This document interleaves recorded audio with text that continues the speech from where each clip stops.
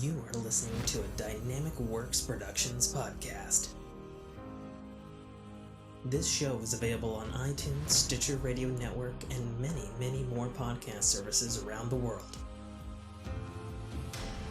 You can find all our content, music, videos, books, podcasts, and more on our website, www.dynamicworksproductions.com. Have questions, comments, or concerns for us? Head on over to the social tab on www.dynamicworksproductions.com if you'd like to talk to us. Now, on with the show.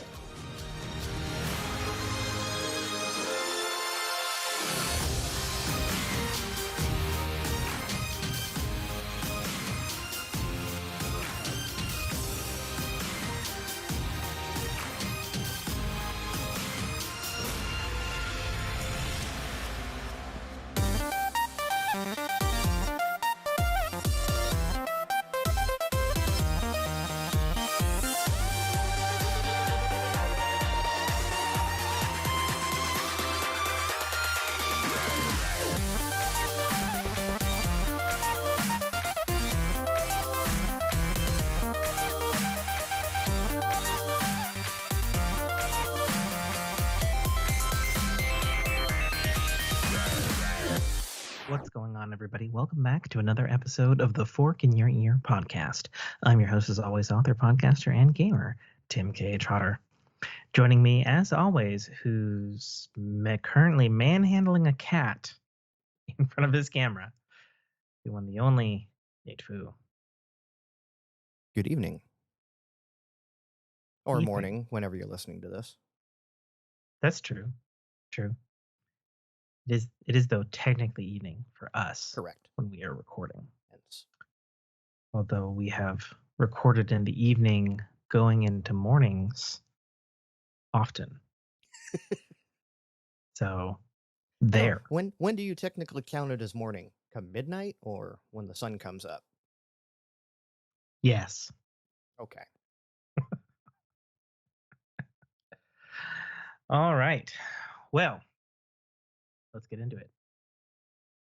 And with a spin, here we go. Good ring. Yeah, it was a solid spin. We have landed on Life Stories Fire. Sweet. And Nate was commenting just before we rolled my uncharacteristic lack of energy leading into the show.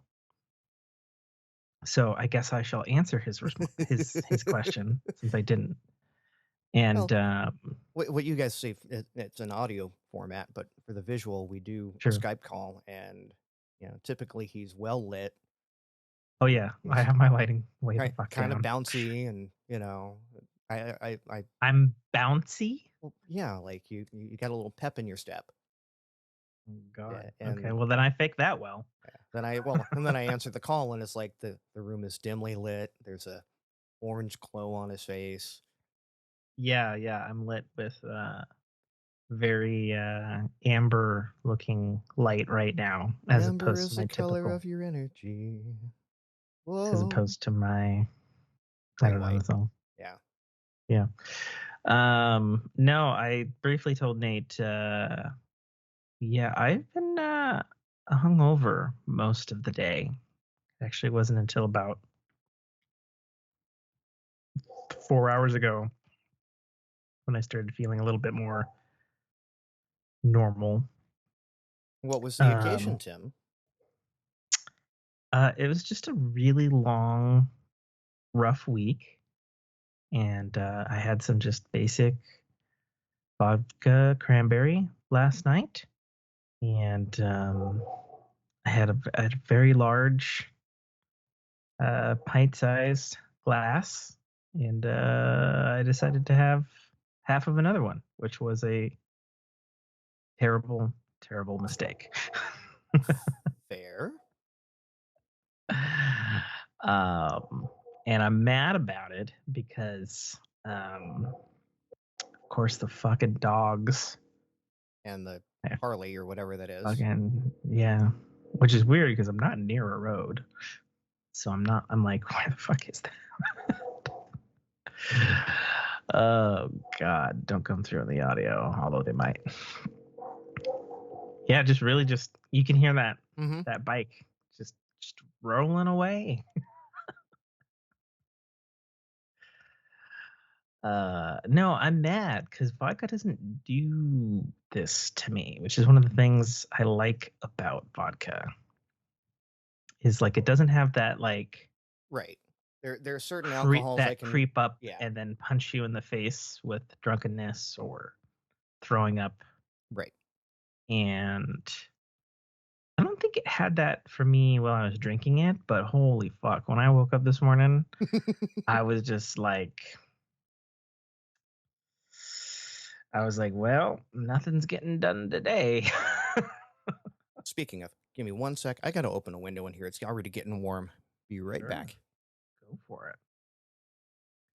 Nate takes his headphones off with his luxurious long hair flowing backwards, not unlike the mercenary character in the recent Knuckles TV show. See, if he knew this would upset him, but he doesn't, as he returns to the mic, and now he's here once again. With my luxurious flowing locks, you said? Oh, I said some other stuff. It's fine. Don't worry about it. I heard it. I had the volume up. Oh, okay. Good. Something about a mercenary, blah, blah, blah, blah. Yeah. Yeah. Okay. We'll talk about it in entertainment. Okay. But yeah, so you vodka'd it up, huh? Now I mean, that's not that you, that's not that much for you just me. felt like it? Like you just felt like you needed to have a drink or 5? Just been that kind of a It week, was or? one really long drink, and yeah, it has been that kind of week. Okay. Yeah. I find that amusing because my wife and I actually had to sit down and have a nice little discussion about drinking habits as well. Yours or hers? Mine. Hmm. So, yeah, it's been the topic of conversation this week, apparently. Oh yeah. Yeah. Mm. Yeah. The other day, we had open house for the kiddos, Okay. and since both mine go to the same school, thankfully they're both the same day. But Mm-hmm. makes for a long evening. Okay. Which I had to wake up early for to go and attend, and then went straight into work. Mm-hmm. So I was particularly exhausted, a little underslept. Get home, got everyone going. Second wind kicked in. Like, screw it, I'm gonna pour myself a scotch, Mm-hmm. sit on the front porch, enjoy it, kind of settle in. One became Mm-hmm. two, As it does. as it does. And apparently I passed out on the front porch. Oh shit. Good lord. To which the wife came home, and this is the second time it's happened. In both instances, to my defense, coming off of no sleep. Mm. So I think there was a little bit of both at play because I drink all the time. I don't make a habit of passing out on my front porch. Sure. But I also should not be passing out on my front porch with a bottle of scotch besides me. Yeah. So Not a good look. No, especially with that particular ailment running rampant in my family. Sure. As he drinks more in front of me. So tonight was the reason we're starting late, which again, audio format. None of you know this, but we're a little bit late because I went to the family Passover Seder, which is most Jewish holiday dinners have a multitude of wine. This one particularly calls out when to drink them. Okay. And with my penchant for drinking, I tend to, like, during the pre-show, before everyone sits down to the table, I'll probably have 2-3 glasses of wine, and then the 2-3 glasses of wine with dinner, and then another glass with dessert. It's a lot of wine. Yeah. So especially if you're doing a like a proper wine glass size, and not like a tasting glass, Oh no, or no. Not only do you we know. do a proper size, we properly fill it. Like we don't fill it to the bulge. We fill it past the bulge. Mm. Okay. So, yeah, I tend to consume a ton, and going into this tonight after the conversation, it was like, can we not? And I'm like, I mean, sure, it's a holiday Mm. where we drink wine, but okay. And we get there, and it's just like no big deal. And the next thing I know, like everyone around me is holding a glass of wine, everyone around me having a drink, and she looks at me and she goes, "What's the matter?" I said, "This sucks. Like, this just sucks for me. I want to be like enjoying a glass of wine." She goes, "Yeah, but the conversation." I'm like, "I understand that, but I Mhm. do enjoy a glass of wine." Like, Sure. to which she, actually let me enjoy a glass of wine. I'm like, I won't go, I'm not going to go hard on it like I've been known to do. Mhm. But do we have to? Is it an all or nothing thing? Mhm.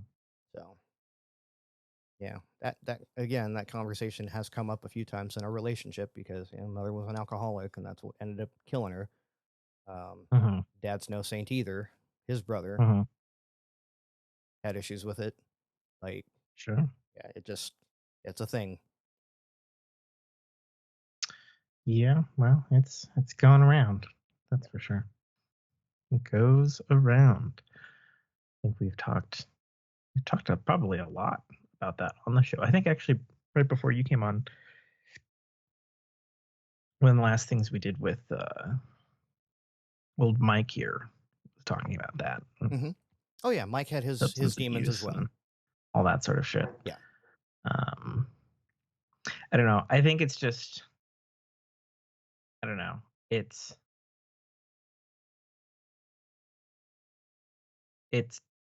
it's dumb that it slipped um for me, because like the past couple of weeks, and I don't remember if I mentioned this um last podcast or not. The one that hasn't come out yet as of this fucking Hmm. as of this immediate recording right now. Um because my soon to be brother-in-law um hit me up about wanting to do better with his alcoholism and stuff.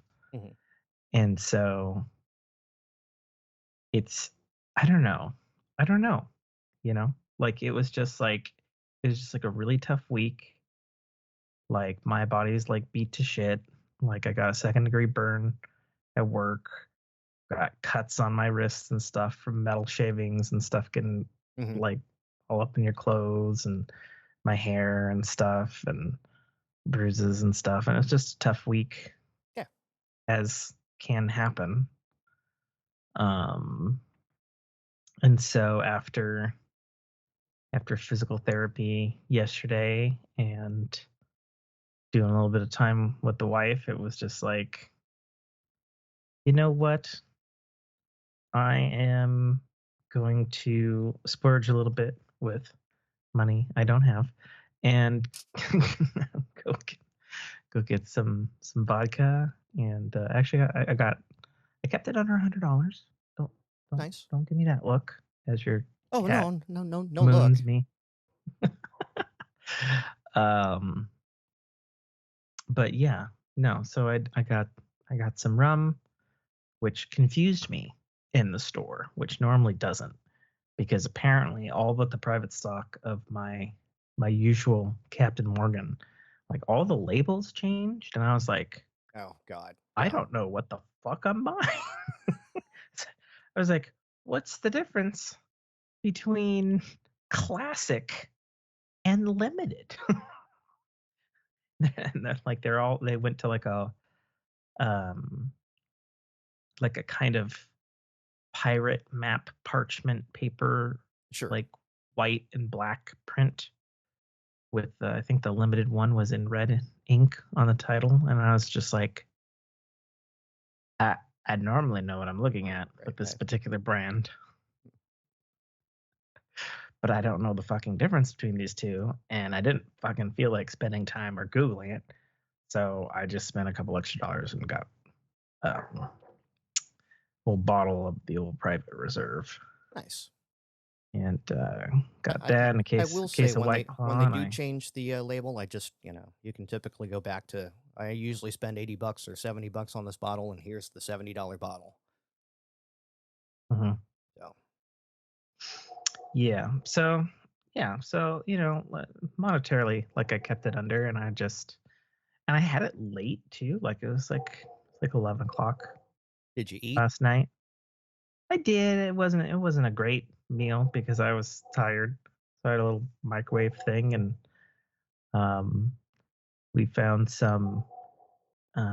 They're basically Cheetos, but they're made by the brand Annie's at Costco. But I can have them, and so I had like a fucking big ass bowl of that, and I had some vodka cran. So definitely didn't you didn't pad the old stomach lining.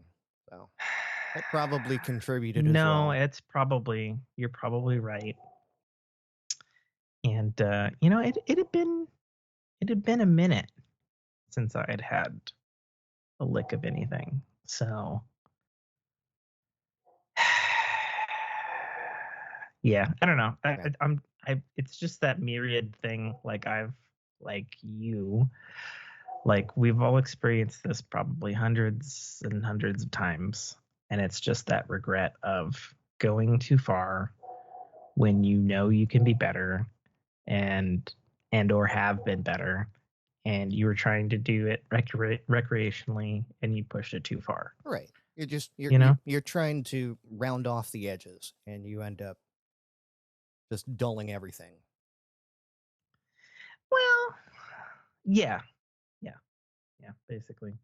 And like I said, that's one of the reasons, apart from all of my allergies, that I've always been able to enjoy vodka, is that vodka goes with pretty much everything, and that it doesn't, because it's such a clean,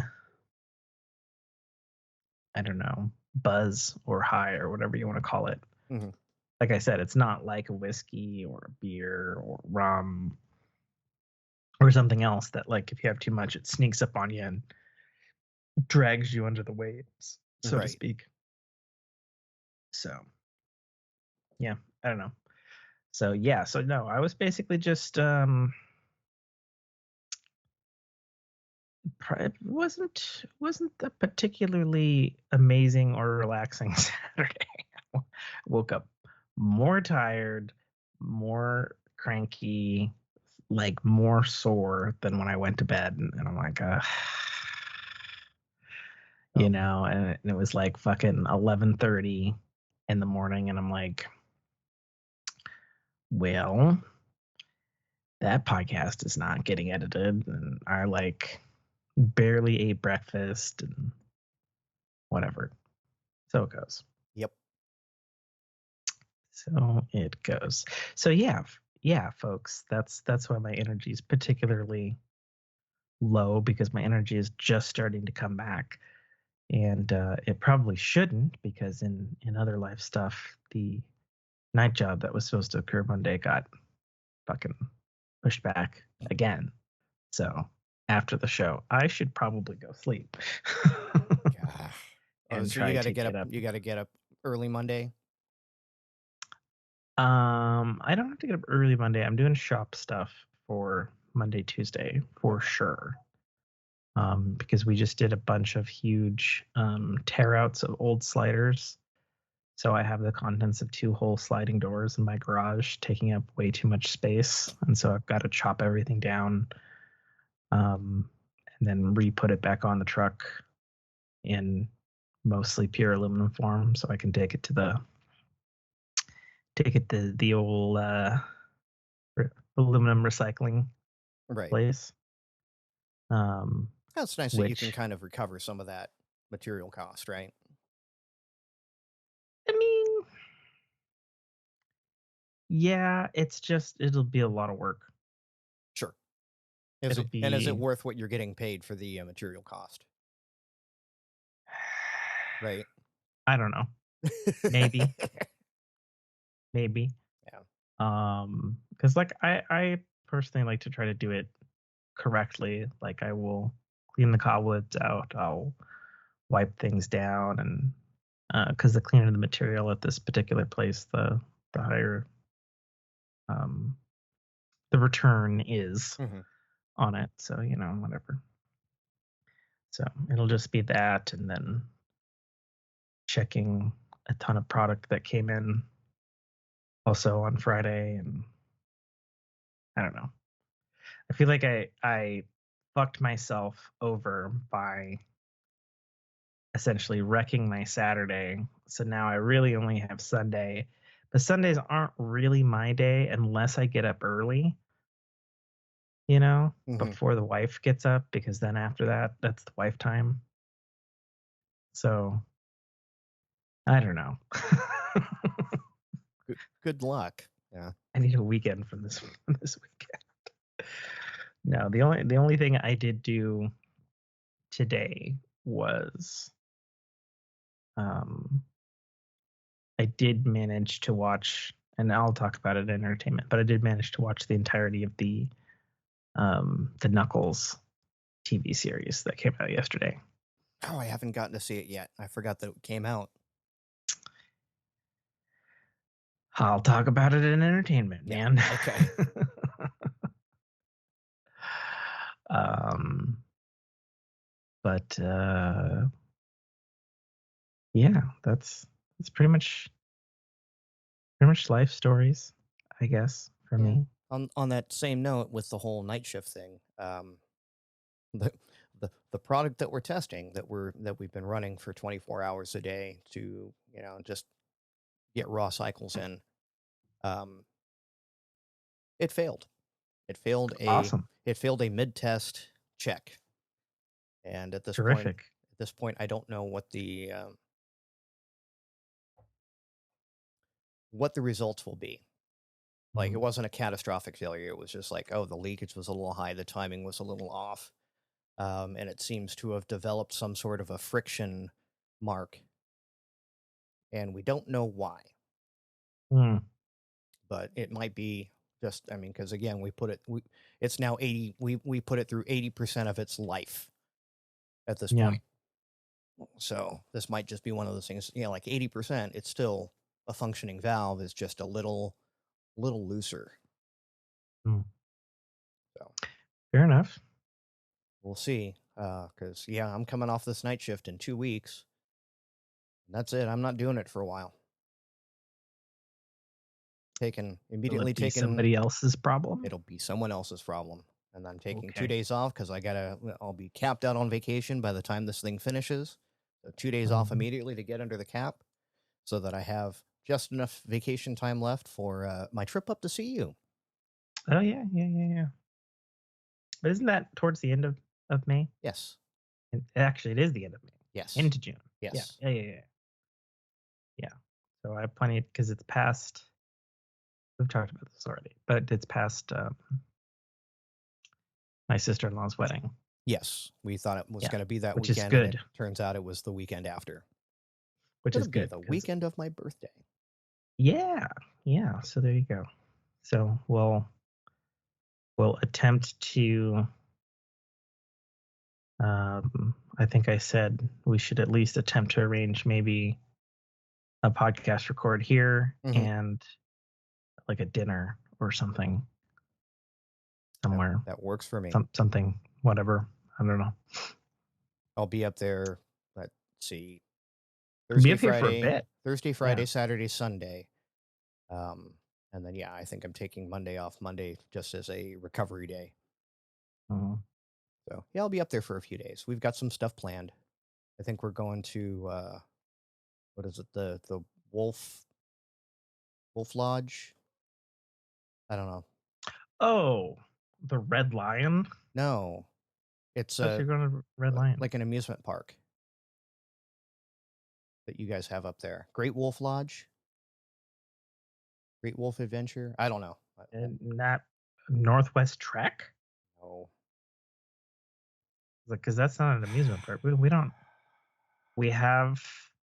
We have a budget Six Flags, and I say that because it was Wild Waves, and then Six Flags bought it. Great Wolf Lodge Water Park.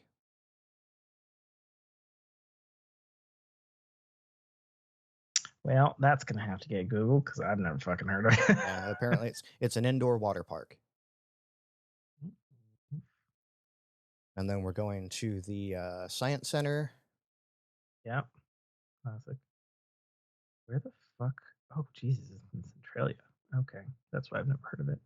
Oh no, I actually know this is part of the Indian Casino. Oh yeah. So I pass this on I-5 whenever I'm driving to Vancouver or Portland. Mm-hmm. There's like a giant Indian reservation casino, and they do have an indoor water park there because they have this like giant. It's weird because it's like this typical Pacific Northwest looking hotel, Mm-hmm. and then all the way to the far side of it is this like giant like orange cone. I'm like, what the fuck is that thing?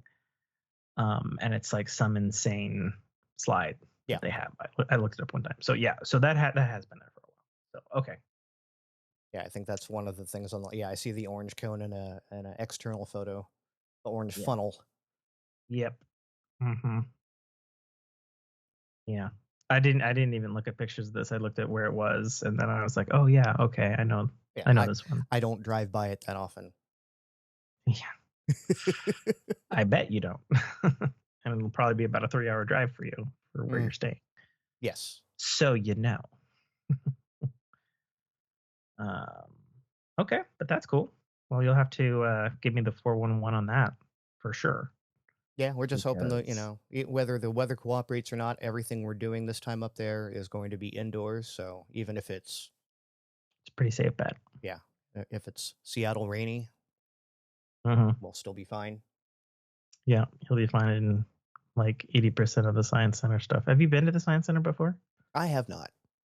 Oh, well, I haven't been to it since before COVID. Okay. But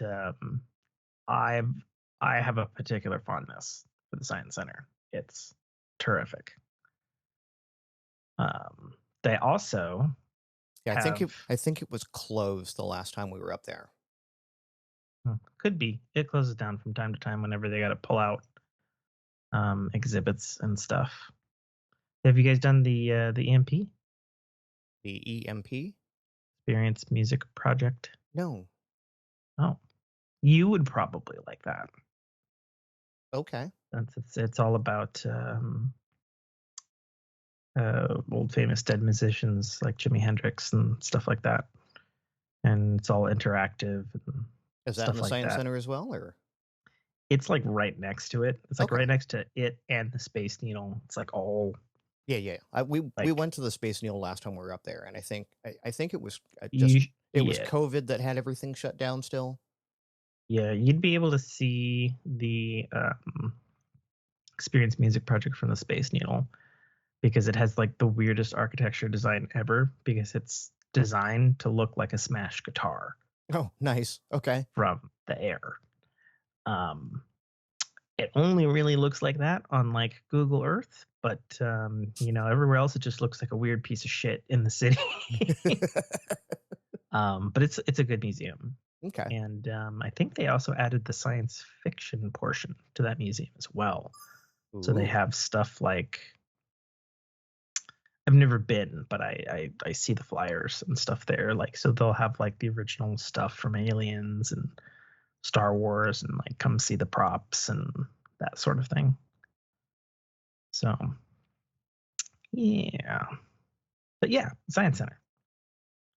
You should have a good time there, and your science loving daughter should have a good time there as well. Because they're, like I said, I haven't been there since COVID or since before COVID, but there's always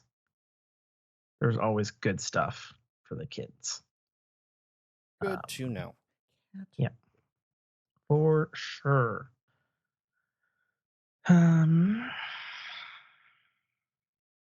But yeah, okay, that's we life. Should spin.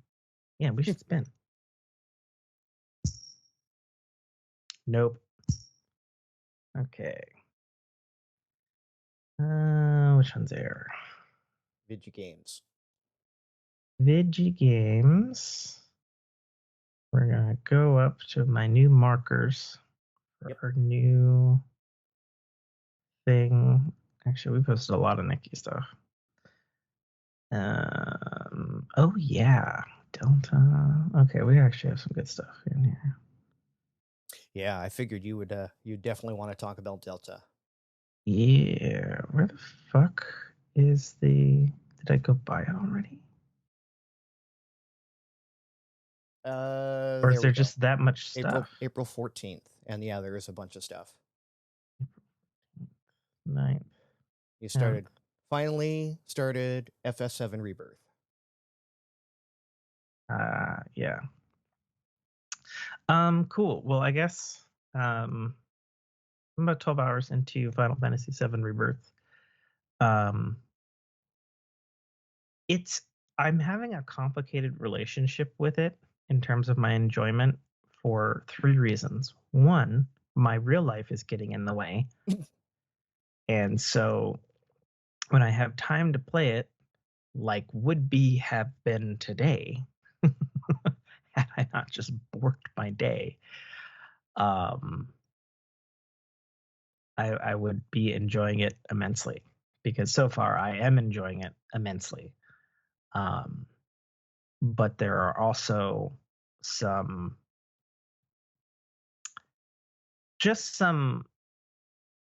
dumb, one of the oldest, Japanese video game developers who's still figuring out open world shit, like problems with the game. Like, it's like, okay, so your main character in the open world in this game, because this is an open world affair, largely, which the first part of the remake that came out in 2020 wasn't. Sure. Well, I mean, much like the original, you had that kind of on rails, and then you got to a point where it's like, go. It's true. It's true. We are definitely in that part, in part 2. But there's just like some weird open worlds, like, jank. We figured out this smart thing, but we're also gonna do the dumb thing. Okay. So there's like your bullshit Ubisoft towers to reveal parts of the map. Okay. And it's like, okay, fine, whatever, I get it.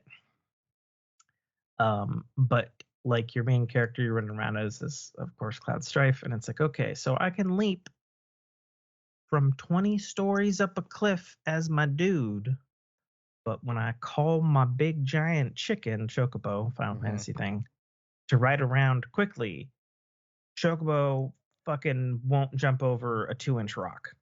Yeah. So you get off the chicken, leap down with your character, and recall your fucking bird to traverse. And it's just like, yeah. Why though? No, really, why? Were they worried about people throwing their chocobos off cliffs or something? I don't get it. Like, they're a giant bird. Like, you could have them like flutter down. Something. Glide. It's not Red Dead. Right. You're not going to trip over a rock or jump over a crevasse that's too big and you kill your horse, or for that matter, more recent Legend of Zeldas, where you can kill your horse and resurrect them by going to the horse fairy. But like, I don't. There's a horse fairy in Breath of the Wild I believe it. and Tears of the Kingdom. Yeah. So, yeah, I don't know.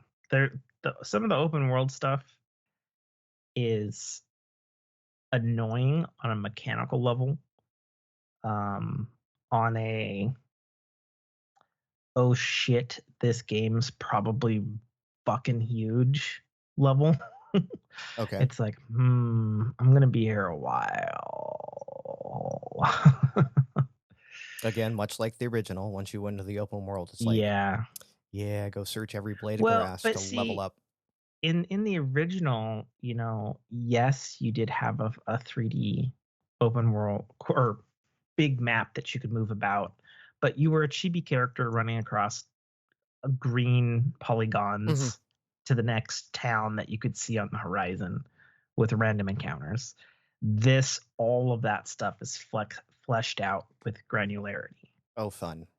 So it's like, oh man, the world is world size. Okay, well, and not that that's not cool, because obviously, No, but it's you know, it's taxing on the resources. well, I mean, I don't know. It in terms of like game engine resources, like it's running on Unreal Engine 4, and the first remake was arguably maybe the best looking Unreal Engine 4 game ever made. And this definitely, hang on, something that sounded like a car door. I was gonna look out my window just to be sure. And so Final Fantasy VII Rebirth, or Remake Part 2, whatever you want to fucking call it, it definitely continues the just absolute ludicrous graphical fidelity. But in the open world, there is pop in a level I've not seen since, I don't know, Sonic.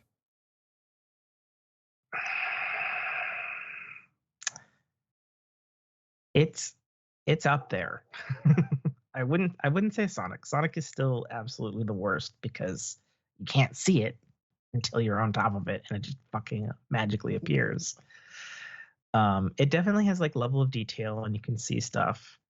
And they are rendering everything at a really, really high fidelity. And even though it's not an Unreal Engine 5 game, like I'm looking at like rocks and mountains and shit in a creek, and I'm just like, this shit's fucking ridiculous looking. This is a nice ass creek. You know what I'm Like saying? maxed out the engine basically. Oh, sure. And we've all known for a long time now that Unreal Engine is not good at open world, which is why they partnered with CD Projekt Red for Unreal Engine 5, right, to solve their open world problem. So yeah, there's like, and there's nothing wrong with it from like a performance thing. Like I don't like everything's running buttery smooth. it's just a little jarring when things happen. It's just, it's not so much stuff that's like right up in your immediate field of view, and you've got a pretty long viewing distance.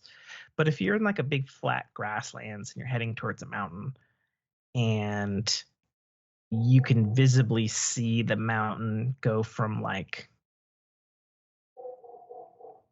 I don't know, 8-bit to 16-bit to 30. triangles to like, as you're approaching towards it, it can be a little, I don't know. I think it detracts from the experience with something that is as visually rich, Sure, as this game is most of the time. And then another thing that's kind of annoying, and I'm a little surprised by, there's like about 5 seconds of lag when opening the start menu, which you're going to do in a JRPG for stats and equipment and stuff. And those 5 seconds add up. It, like, on the one hand, it's a nicer start menu than the first game. The first game went with a very traditional, classic blue stuff, and then they went with a kind of white and black, but then you can also see like all of your characters like lined up, and they're against some, I don't know, stone architecture backdrop that I guess is just like the pause menu, and they're like there and, you know, doing waiting animations and stuff like that. And I'm just like, it's nicer looking, but I would rather have had the blue menus that loaded. I'd rather have my 5 seconds back. A nanoseconds. Yeah. Than to see, you know, Aerith's cutely play with the fire on the tail of Red 13. You know what I mean? Sure. And it's so there's some stuff that I'm just like, And you're playing this on the only thing it's on the which is PS5? PS5. Okay. Yeah. So I don't know. There's definitely stuff where I can see why it is that way, and they were trying to go bigger, and in comparison to the first remake, that felt like a next gen game when it launched on PS4. Like it doesn't quite, it kind of lets you down in some of the areas where it's like, well, why are these things here? Because like the other thing too, like, and the thing that like bugs you about me about it is like, okay, like, well, fast travel is fucking instantaneous, and there's not like pop in from instantaneously loading to a new zone or whatever. Okay. But there's loading on the menu basically for 5 seconds, and there's like pop in the distance, and I'm just like, why couldn't these things be fixed? Because it's not a horsepower issue, you know. So there's definitely some things there that I'm being a little fidgety and niggling about, perhaps too much. But when those things get out of their way, there is definitely, it's so funny because having recently replayed Remake this year, and I thoroughly enjoyed it. But like I said, the nostalgia goggles like came off, and there are definitely parts of the game that I was like, why? And I talked about this in prior podcasts. And it's so funny going into Rebirth because, it is old, but it is new. And so I feel like I have nostalgia goggles on again because it's just like, oh yeah, I remember this thing, or like, oh my God, this is really fucking fleshed out and this is so fucking cool. And like all that sort of stuff is kind of happening again. And that really makes me giddy and excited to play. But like I said, life has been, because like I don't want to jump into it and like play an hour. Like I want to play like a session and like sink my teeth into it. Like I don't want to. Yeah, and Final Fantasy VII was always one of those just one more save point type games. Sure. And I mean, it's different now that you can save at any time, anywhere, but like, yeah, it's definitely a game that has way more meat on its bone than even the first part of the remake did. So yeah, so I'm enjoying that. And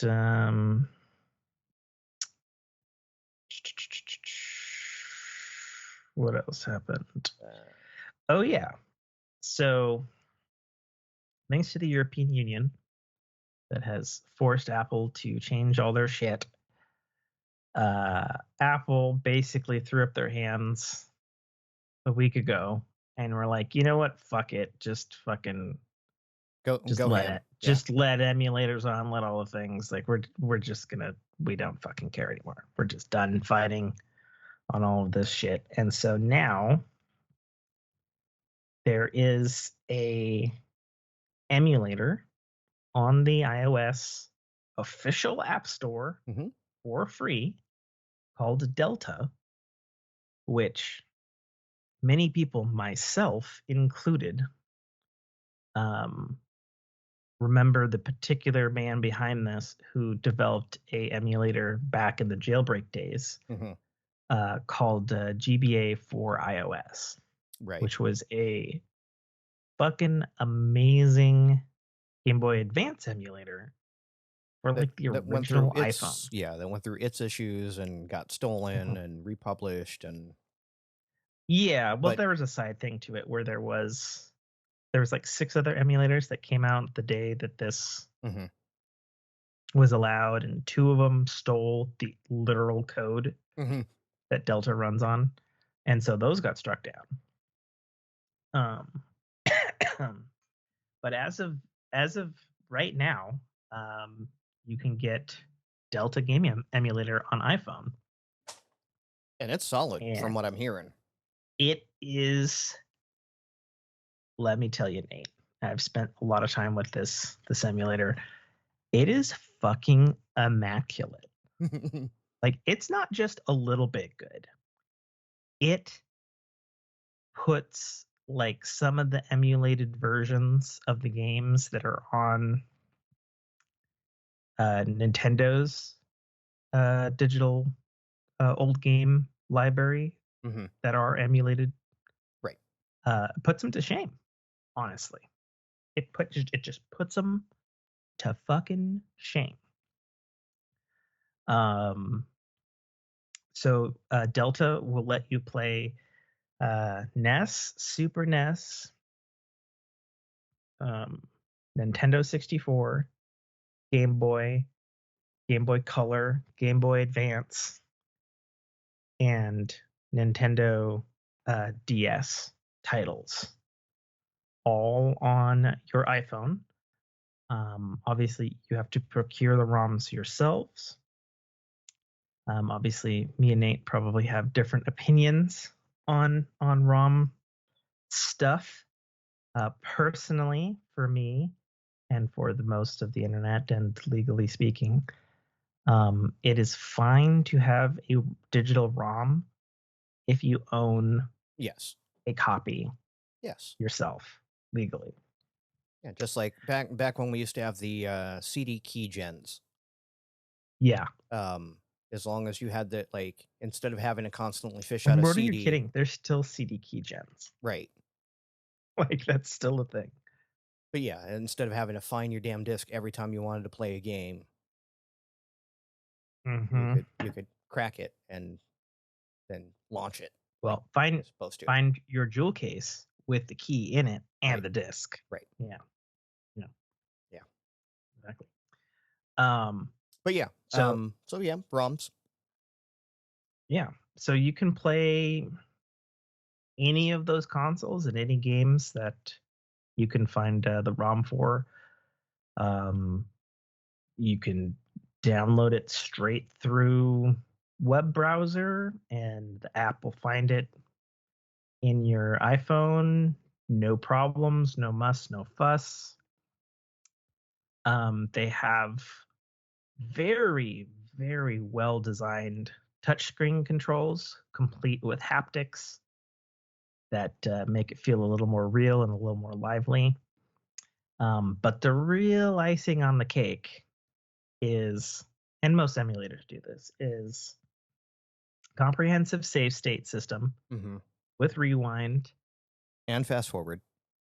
Well, there's kind of fast forward. There's like a 1.5 fast forward. But it has full iOS joystick support.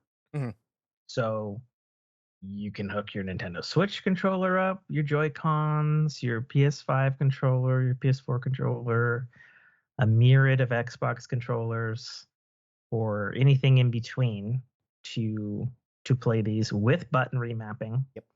And then the thing that really blew my mind was it has an AirPlay mode. So for us Apple ecosystem people, AirPlay beaming the picture to the TV, and usually beaming the picture to TV on something like this with a game.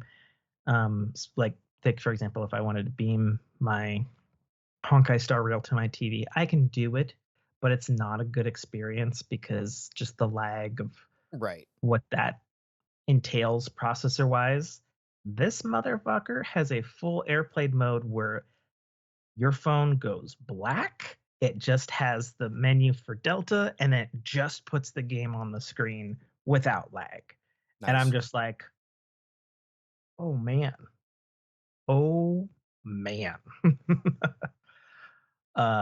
I think the first day that it came out, I actually stayed up till like 2, 3 in the morning playing classic games on my big screen, and it was just a wonderful experience. and I can't recommend it enough. And I hope that its future has some other handhelds that it can generate. I'm told GameCube support is coming Nice. in the summer. And I'm also hoping, we can get stuff like PS2 and PS1 and PSP and PS Vita. The only thing I'll say about it is everything runs really, really good, and even the DS games run really good. But when you're running a DS game, I'm assuming because of the two screens or however the emulation works, it's at least on my phone, it's like putting in work, and my phone gets hot when you're playing a DS game, which you wouldn't necessarily think because okay, so it's rendering two screens, but DS was all ARM stuff back in the day anyway, so it should be a more easy translate, one would think. I don't know how emulators work. Whatever. So yeah. Check out Delta on iOS, iPad OS, and even Mac OS because they're just there in the store for the friggin' thing, and they all work. Tried it on my Mac, and it's just like, man, this is good. It's a shame the only Mac device that I have regular access to, or Apple device I have regular access to, is work-owned. Yeah. But I'm told this particular emulator, both with its officialness and with the dude who wrote it, apparently the Android community is jealous of it because I guess its performance is fucking ridiculous. That's what I'm hearing too. Yeah. And I'm like, having this nice beefy two-screen device, I'm going, yeah, come on, man. Like, this is the perfect use case for a DS. Yeah, and from what little data I heard about how the Delta emulator came to be after GBA for iOS all those years ago, is it started as just like a simple emulation project, and then the dude got really into developing stuff, and he started emulating like chipsets on a software level. And so that's why the emulation is like just fucking ridiculously good in this program. Yeah. So we'll see. We'll see what happens. I don't know. It's cool. I was telling all of my friends, I was like, oh man, I don't know how long this is gonna stick around before Nintendo somehow finds a way to strike it down. Right. Everybody should get on this shit while they can. Yeah, it's cool shit. I posted pictures actually of stuff I was playing in the Discord. Actually, I see that. Yeah, it was good stuff. I thought I posted. Oh yeah, I did post one of Conker's Bad Fur Day and Sonic and Zelda. And that always cracks me up every time I see Sonic on Nintendo. It just nope. I can't wrap my head around it. I know it's been a while. I've had a very long time to get over that hill because, as we've probably talked about on the show, I was a Sega kid. I had the Sega consoles. I had my Sega Dreamcast and all of that stuff. And I remember, it was basically 1 year we had Sonic Adventure 2 on the Dreamcast, one of the greatest Sonic games ever made. And then like a year and a half later, we had Sonic Adventure 2 Battle Edition on the Nintendo GameCube. And I remember when Sonic was on the cover of Nintendo Power, and I have it saved actually. I have a sealed copy. And I was just like, because when I was younger, like I couldn't wrap my head around it either. I was like, it's like someone stole your dog. How? Yeah. How did this happen? But speaking of things being on rival platforms, I have Sea of Thieves on PlayStation. Right. And what do I have? what game do I have on Xbox that loads with the Sony? MLB The Show. Well, there's that one, yeah. Yeah, you can thank the MLB for that one. Mm-hmm.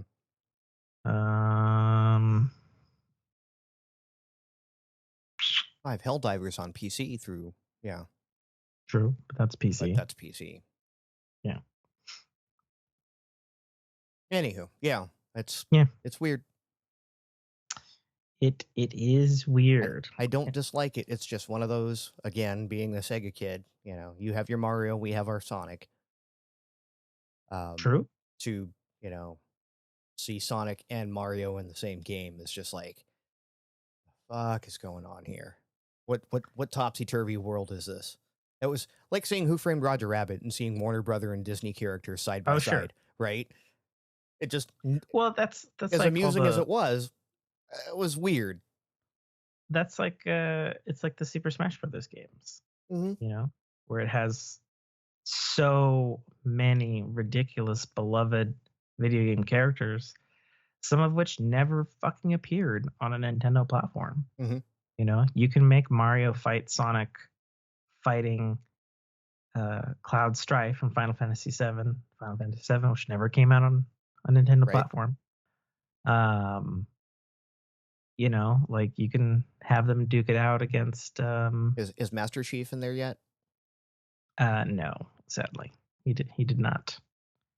Everybody wanted him to, because that would round it out right there. For sure, wanted him to, but Banjo-Kazooie's in there, and that is former Nintendo, but Microsoft now. It's the whole thing. And there's a Doom guy costume for one of the characters, but anyway, I digress. And then we've both been playing a little bit of a game that's also going to turn into another story here, because by happenstance it happens to be made by the same fucking developer as the Stellar Blade that just came out this last Friday on PlayStation. Also happens to be made by, or published by, the same company that does the mobile version of PUBG. Yeah, so it's an odd thing, right? So so Goddess of Victory, Nikki is how I'm saying it. Nikke, because that's how the characters have been saying it. Yeah. Whatever. I started playing this because I heard it on a podcast, and it was basically the person on the podcast was talking about how the game was just ridiculously overly sexualized. It's like, but if you actually sit down to play it, it's a good game, and it's actually got a pretty well written story. And I was like, it's a decent little cover shooter. Fuck it, I'll take a look at it. And I have, and now I think it's in one of my main rotations on my phone. The only things I don't like, so I guess to preface this, so it's a cell phone game. It is made by Shift Up, which is a Korean developer, though it is published by Level Infinite, who is, of course, the Chinese conglomerate that is the rebranded Tencent. Right. Which is kind of odd, just because usually Koreans and Chinese don't mix like that, but whatever. So Nikki, Goddess of Nikki, how do we fucking say it? Goddess of Victory, Nikki, is a science fiction action RPG cover shooter that, for my money, is literally the same exact kind of gallery shooting game as the ill-forgotten Metal Gear Solid 4 Guns of the Patriot iOS version. Yeah. I say that very specifically because, being a big Metal Gear Solid fan, I fucking for sure had a Metal Gear Solid game day like it came out. And it was not very good. But this was way back in the iPhone 3G, iPhone 4 era, where they were still kind of getting their shit together in terms of their graphics and their game development platform and stuff. And you have a squad of gotcha. Fembots. Fembots is a great term for them because they're like android people, I guess. And there's Well stocked in the bazooka department. Yeah. Yep. Sometimes with actual bazookas. Nice. It's kind of odd because like I find myself simultaneously loving the art style and also hating the art style. Like like it's well done. It's like, just like every other second because it has like, so everything is technically everything is 2D art, but they do that thing where they've like photo mapped basically boobs onto like some polygons, and they like, I don't know, and photo effects warped. They breathe the on their art. own. Yeah. Yeah, and they have like a lot of undulating motion and just everything jiggles. Yeah. Like, and even some of the dialogue too is inaccessible, and some of the dialogue is like, oh, okay. Like a lot of how far did you get in the story I got mission? through the first checkpoint, like the first major. I got through the first boss. Okay. So then I had to go through the multitude of, this is how you do this thing, which that was a little annoying. It was like I spent an hour getting tutorialized. But yeah, like got through that, got my first pull of the slot machine. Yep. And for the next, not that I'm a fucking sponsor for the game or everything, but for the next month, they're celebrating their 1.5 anniversary and also the launch of Stellar Blade, and so they're giving free polls daily, actually. Oh, nice. For characters, so check that out.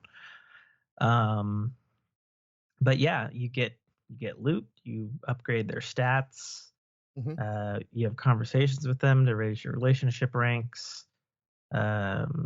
You get better versions of them. They come down into different types of like sniper and rocket launcher person and shotgun person and assault rifle person and pistol person and stuff like that. Yeah, I mean, it's got all the, it's got all the class based that you would expect out of this type of game. It just, again, the game itself is solid, and it's been polished up with this. Yeah, it is very polished. Yeah, they made a choice to go hypersexualized anime with it, but again, the gameplay itself is like, it's structured, the trees, everything in it is good. Yeah, and you get a lot of upskirt and shit like that when you're playing, and it's like, so if that's your thing, check it out. Even if it's not your thing, it plays very well. Yeah. The only thing for me, and it might be a device problem, I think we talked about that. Mine has some pretty intense loading, which doesn't make any sense to me, given that everything is just high resolution 2D. Right. Like that doesn't compute in my head. And my understanding is that this game uses Unity, and every time I think of Unity games, I always think of Genshin Impact and Honkai Star Rail and how fucking well those games run. And I'm just like, this game is doing a whole lot less and should not be having 35 to a minute long loading every time I'm entering a mission or going to the main menu. Right. Like it doesn't make sense. Which I had none of that. Whatever, I guess. But then again, we figured out that I actually have a different soundtrack during my game as well. Yeah, we were talking about it just before the show, and I was telling him when there's a title update within the game to update. It has like some video that it loops and there's like kind of like an orchestral music thing going on, which I kind of find at odds with the rest of the game that has kind of like a heavy metal vibe with everything. Basically, that is odd for starters, because Nate had me listen to some, and it definitely sounds different. It definitely sounds different on Nate's, which is just like, what? Do they have different soundtracks? I don't know. And mine is actually labeled for Nikkei in Spotify, and I was like, okay, so this is the track. And yeah, it's got this weird like hybrid of, I don't know, like almost all like very, very loosely 9 Inch Nails and like Linkin Park mix to it. It's like, which is all music to my ears because I love right? both those bands. And then I get in the game, and the game is like, the game music itself for me is just kind of, it's very basic. Like it's got that kind of cinematic, but you know, stock photo feel. Yeah, I think the thing, apart from the fact that it's sketching, and well, I guess the other thing we didn't talk about is, because I kind of sold it to you as it's a sci-fi shooter version of AFK Journey, because it basically is. Like there isn't like an open world to explore, but there's stages. Yeah. But there's auto battle. There's characters you can control. There's strategies to do. It's very similar in that regard. You're grinding for gear, and you're grinding for experience, and you're grinding for very similar things. Right. And there is an AFK component to it. If I could ever get back in the game, I'd love to find out. Well, fire it up again. Jeez. I'm not going to do it now. It also apparently has a PC client as well. So yeah, you mentioned that. Yeah, you'll have to give that a go. I'm curious what that would be, because the game is primarily portrait based. Right. It has the ability to go landscape in the battles, but I'm like, well, how would they do that on PC? I guess. I don't know. So yeah, it's weird because, you know, and again, like the PC port of AFK Journey is, it's almost like a phone emulator running the game.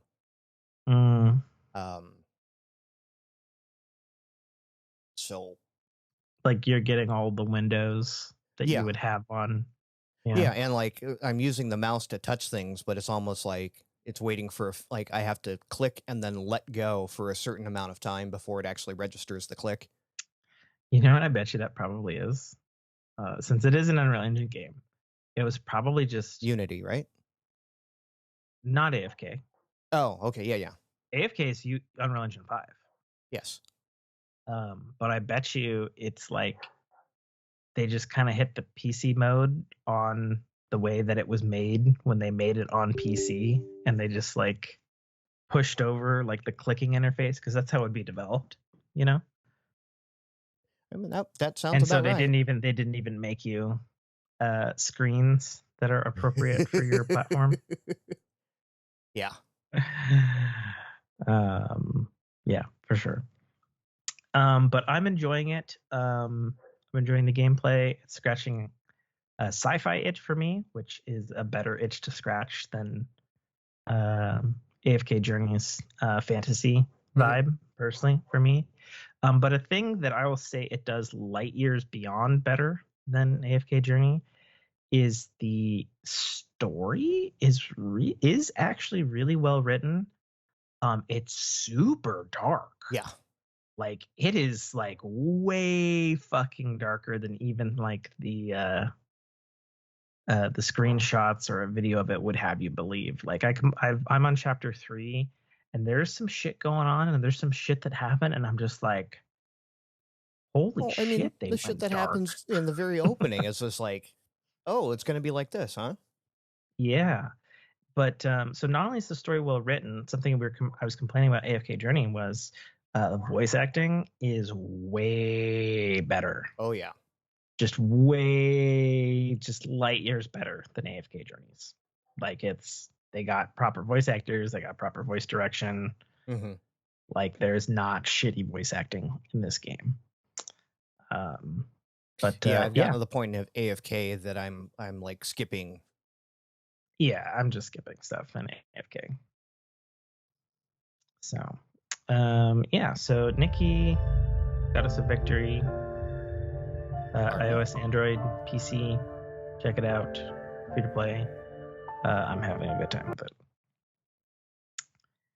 On the flip side of that, there is apparently, I was reading about this today, some intense controversy about Stellar Blade, which is made by the same people, which is their big PlayStation 5 game, about a very scantily clad woman that fights things in a post-apocalyptic sci-fi world. So I guess it's not too dissimilar to Nikki, I guess, except that it's a full 3D game made in Unreal Engine.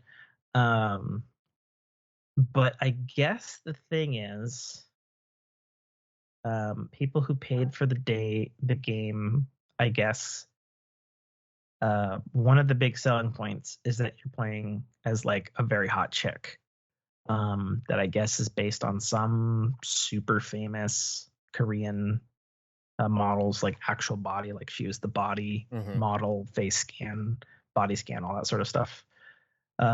For the character that I think your character's name is called Eve. I haven't played it yet. I know there's a demo. I have it downloaded. I haven't checked it out. I know the reviews for the game have basically said, "God damn, the combat is fucking amazing. Everything else in the game is not quite there." Like I've seen some videos of like there's platforming sections, and they're like, "How the fuck is this a platforming segment? It's terrible." And I've seen some stuff with the story where the story is kind of stilted. So, but again, I haven't played it. I'm just commenting on it because it's the same developer and the same kind of topic. But basically, I guess people yesterday had like a bunch of costumes for the main character, and they were, very scantily clad costumes for this chick. And then I guess today, a bunch of them were patched out. And so people who bought the game with this being like the selling point, right, that you're playing a sexy girl, are fucking pissed. And honestly, rightly so. Right. I'd be like, dude, if it's like, I'm gonna use a really fucking mean remark, but that's only because I'm never gonna let anybody forget this or my pain about it. It'd be like finding out actress Shailene Woody would be playing Mary Jane in a Spider-Man film. Okay. And it'd be like, okay, why she doesn't not pretty enough to be Mary Jane? Why would that be the case? But it'd be like going to go see. I guess it'd be like the comparison would be like, you get sold to go to the theater for Spider-Man to go see Kirsten Dunst as Mary Jane, and then you show up and it's like a different actress. Sure. And you're just like, what was I sold on then? Like, what happened? Right. And not only that is egregious enough that Mary Jane was in the trailer. Yeah. Right. Yeah. Exactly. Not just the expectation. Well, she was in the last movie, so she's got to be in this one. You saw the trailer and she was in it. Yeah. So I don't know. Like, I think. No, I get it. I mean, there's a whole thing in Fortnite now. Apparently, they have a setting where you can turn off emotes. Okay. Incoming emotes. So there was 4 in particular that I guess were people found like these are the 4 emotes we're turning off. So you put a setting on your game that says don't show these emotes, don't play the music, nothing. On that person's screen, they can still emote all over you. You just never see it. Okay. And people are pissed because, well, I paid for that emote so that I can taunt a player who's down. Like, why are you pissed that I can turn that setting off? People get pissed off for some stupid fucking reasons. Like, you want to style on someone on your own stream, and that's fine. If they don't want to see you teabag them on theirs, that's their prerogative. I actually kind of like the fact that they put this setting in. I played Fortnite, and I, I don't know. Fortnite's game uh, is literally to try to be the everything game for everybody. Mhm. And Especially so now. if a chunk of them is like mad about something, they're probably gonna go with whatever is politically correct at the time for whatever reason. Right. But and again, like I would understand if I said I turned off this emote, you can't do it, you can't even see it. It doesn't affect Mm-hmm. you at all. It affects what I see. So if for someone to get mad about that says something about their character, like I want to make sure you see me doing the loser dance on you, like, okay, get help. Mm-hmm. Sure. Well, speaking of game companies taking away things that people paid for, Mm-hmm. and I don't think I posted this. So myself and a lot of the Pokemon Go community are pissed at developer Niantic. You know why, Nate? No. Why? So Pokemon Go rolled out an update this week where so have you played Pokemon Go? Oh yeah, Like, you know what it I is? haven't in a Yeah. while, but I used to all the time. Yeah, cool. So like you make like a player character avatar, and a big thing is Mhm. like customizing your avatar and like, putting hats on or buying clothes or all that sort of Yeah. cosmetic Yeah. driven economy. And even when you play with others, like when you play the raids, like sometimes you'll get an award for like, oh, best dressed player Sure. or something like that. So without telling anybody that this was coming, Niantic just like nuked every single person's player character. Um, and when I say nuked, I don't mean, oh, they didn't delete your character. Your character's still there. But now everyone is androgynous and non-gendered. And this has changed every single person's body type for their avatar. And it just looks ugly for starters. Mm-hmm. And secondly, I'm like, yo, why? And the only logical reason that I could come up with is that because Niantic is based in San Francisco. That's the only fucking reason I could fucking possibly think of as to why this would be a thing at all. Right. Like, for starters, like, what? So I don't know. The Pokemon Go community is super fucking pissed about this. Because it's a thing you see and you interact with in the game Right. all the time. And I actually need to go back through. I know I probably have some screenshots of my old character, just as a comparison. So you can see just the ridiculous downgrade this is. And it's like, sure, okay, we're arguing about a fake thing in a fictional world that doesn't have any bearing Mm-hmm. in physical reality. Right.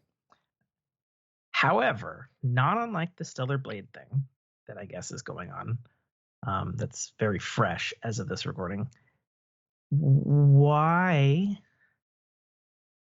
would this be a thing that needed to be changed in a game that's Right. how many years old is it now? Like This fucking is 8 years old? It's a this long is not time. my I can set my character up to look um say like an offensive 1940s militant group and take them Sure. into a raid where I might Uh-huh. see someone that could be offended, but this is Pokemon characters.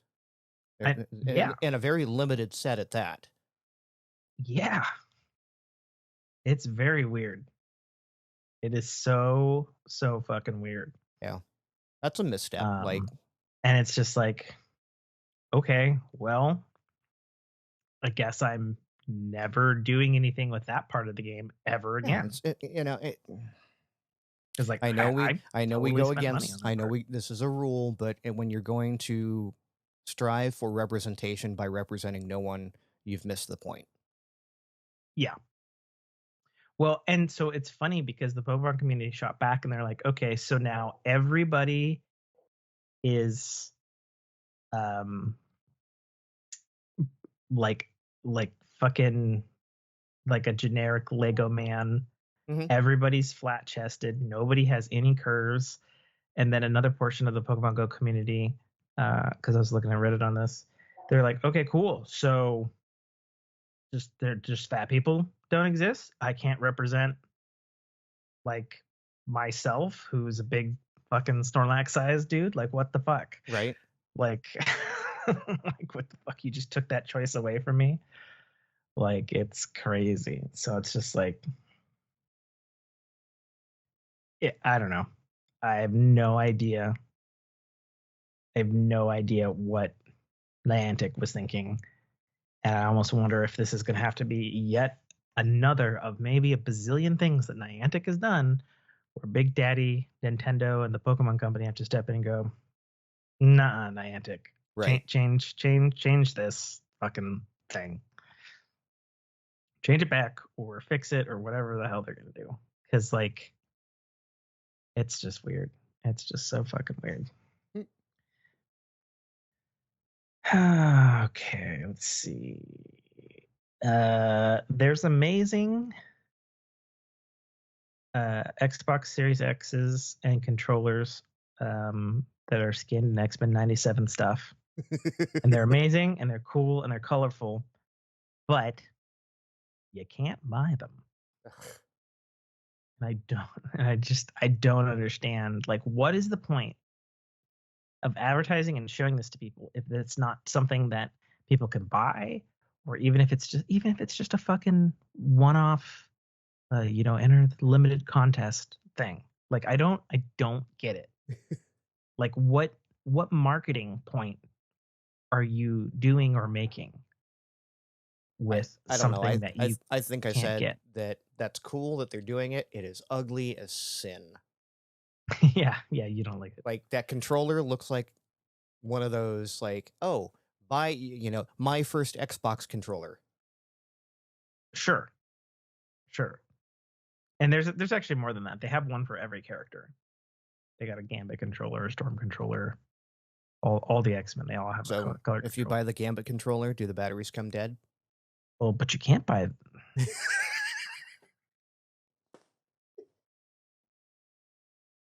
Damn. Cat. For that.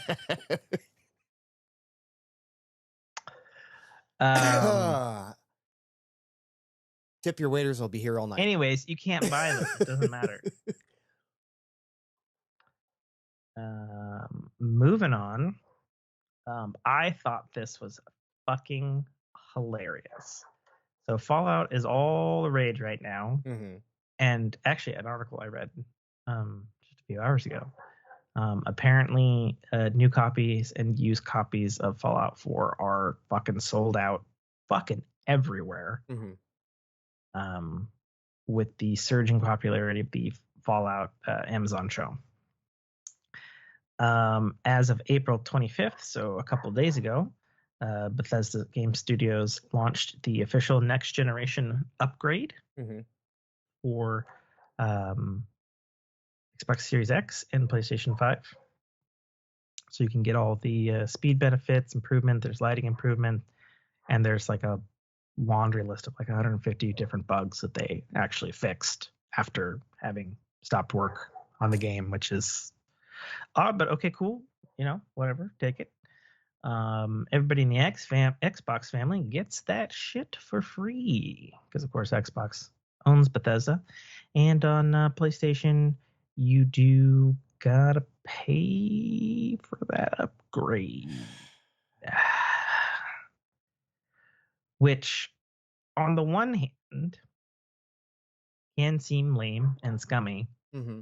On the other hand, PlayStation made this fucking bed and they can fucking sit in it for charging PS4 to PS5 upgrades for fucking all of their goddamn games that are like their first party titles. So suck it. You want to be mad at somebody? Be mad at PlayStation. And I suppose technically, sure, you could still be mad at Xbox and Bethesda because they didn't have to do that. But was probably wise that they did. So we'll see.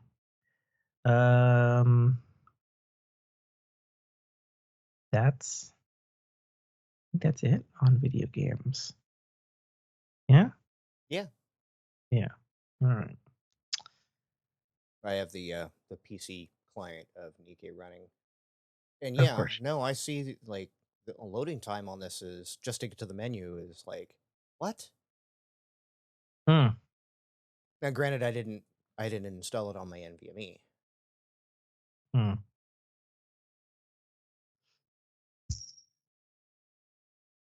It's already video games. Nope. It's still video games. More video games? Yeah, it's just like keep rolling stuff. Okay, so we are on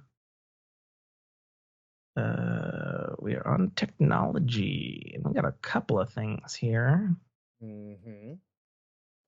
So we'll talk about the big one, or at least the biggest one, I think. So I follow a YouTube series called Cold Fusion. British lad who does really, really well researched videos. And basically the gist of this particular thing is that a research college in back east in America has developed the first ever silicon carbon I'm blanking on the goddamn word. It's on the tip of my tongue. The substrate? No. Here we go. So the first ever graphene silicon carbon semiconductor. Okay. And not just in a little way, all the way down to the type of the way the sciences are applied to the manufacturing and fabrication processes of the current chip making capabilities. Okay. And so what this means is that this technology is compatible with existing fabricators. Right. You're swapping out your traces for graphene. It's a little more complicated than that, but basically, the gist of this for non-science people is graphene is a extremely efficient conductor, and people have actually made graphene computer chips before, but they're big, and they were working on getting them smaller. And this team back east basically figured out some way of injecting carbon into the graphene, which then stabilized like all kinds of shit. And then they mixed it with silicone wafers, and they were able to get the benefits of graphene without having to do another 10 years of figuring out how to make it smaller and smaller and smaller to catch up to where today's technology is.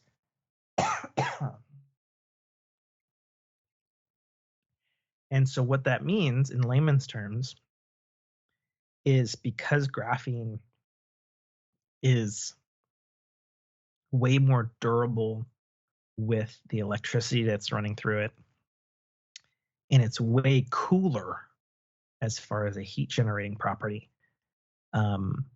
They have chips that are like an x86 chip that can be 10 times as fast as they are now. Right. Which is an absolute insane I don't want to say quantum leap because that's a term that means something different in the computer world now. Right. Um, Paradigm but shift. Yeah. it's a gargantuan leap Yeah. forward for That's an order of chip 10. fabrication. Yeah. And I would not be surprised at all if you heard an announcement within the next 6 months or maybe a year where it's like, okay, Apple's grabbed the patent for this, or Microsoft's grabbed the patent. Somebody grabs this particular tech and incorporates it into their own boundaries. Right. Or maybe more logically, TSMC should use its sizable power and just swipe that shit. Well, I look at it more on, for these little things that we have in our hand, if you can put that kind of He's waving horsepower. his cell around, Yes. his cell phone around. I was going to get to it. If you can put that kind of horsepower that doesn't require the thermal, right? Mm-hmm. So sure, in the PC spec, you'd be running 10 times faster, but in the mobile spec, yeah, you could be running on par with current desktop power. Yeah, on potentially passive cooling. Yeah, so the drawback to this particular technology is the chips can for sure handle being 10 times faster than they already are. Mm-hmm. The drawback is your electricity requirements go up by that factor. Sure. That would make sense, right? Probably for now, if they're introduced, it'll probably be in business class or server grade class stuff that could handle said power. Which is kind of where it belongs anyways. Sure. Yeah. Like, do I need a 10 times faster CPU at this point? No. Twice as fast? Sure. I think it depends. And again, like, I'm not using this for, I'm not rendering graphics. I'm not doing video editing. I'm not doing all that stuff on my, like, gaming. Sure. Okay, you want to put that kind of tech into my GPU? Hell, my GPUs are getting to the point where they need 1,000-watt power supply just for themselves. They're already there. So, you want to put this tech into those and maybe even, double the speed of those and half the power requirement. I'm all on board for that. Sure. So, sure. Well, and that's one of the things, and a lot of people have poked fun at Apple for this, but why they're pursuing that whole, their goal is efficiency and power per watt. Mm-hmm. And if you can keep those in line, you can reach a power that, for all intents and purposes, is equivalent. It's arbitrary, but I can see how people can think it's true. From like a perception is like, people have often said in the Apple world that, they're like, some PC people are like, well, why the fuck isn't 16 gigs standard on Apple computer products? And they're fucking running around their base models with 8. And it's like, well, there's this perception that because the Apple is more efficient, its 8 gigs of RAM is equivalent to what a PC would use 16 gigs of RAM for. And yes or no. Yes and no. I told you before when I started this, I said that's not actually true, mm-hmm. but there is an efficiency game happening. Right. That is not happening on the PC end, at least not yet. The same argument we've had before with consoles versus PCs in gaming. Like, sure, how does something half the spec of my gaming PC run games faster, if not the same? Because that's all it fucking does. Mm-hmm. It's the only thing it does. Right. And, maybe it runs a streaming, right. So yeah, when you can but streamline your production tasks on the kernel level, then yes, you don't necessarily need to just dump raw RAM at a problem. You don't have to buy your way out of your out of inefficiency. Yeah. But 100%. Would 16 gig of RAM on that same device benefit it, sure. Sure. Yeah, absolutely. Especially since those particular in question Apple devices, the RAM is also it's unified, so it's RAM, it's GPU RAM, it's all types of RAM as opposed to just dedicated for certain tasks. Right. But anyway, so I thought this was super cool. I'm not hearing a lot of people talking about it. And I'm just starting to think that maybe I'm a crazy person who pays way the fuck more attention to little things like this that will become big things in the future. More than probably, the next guy.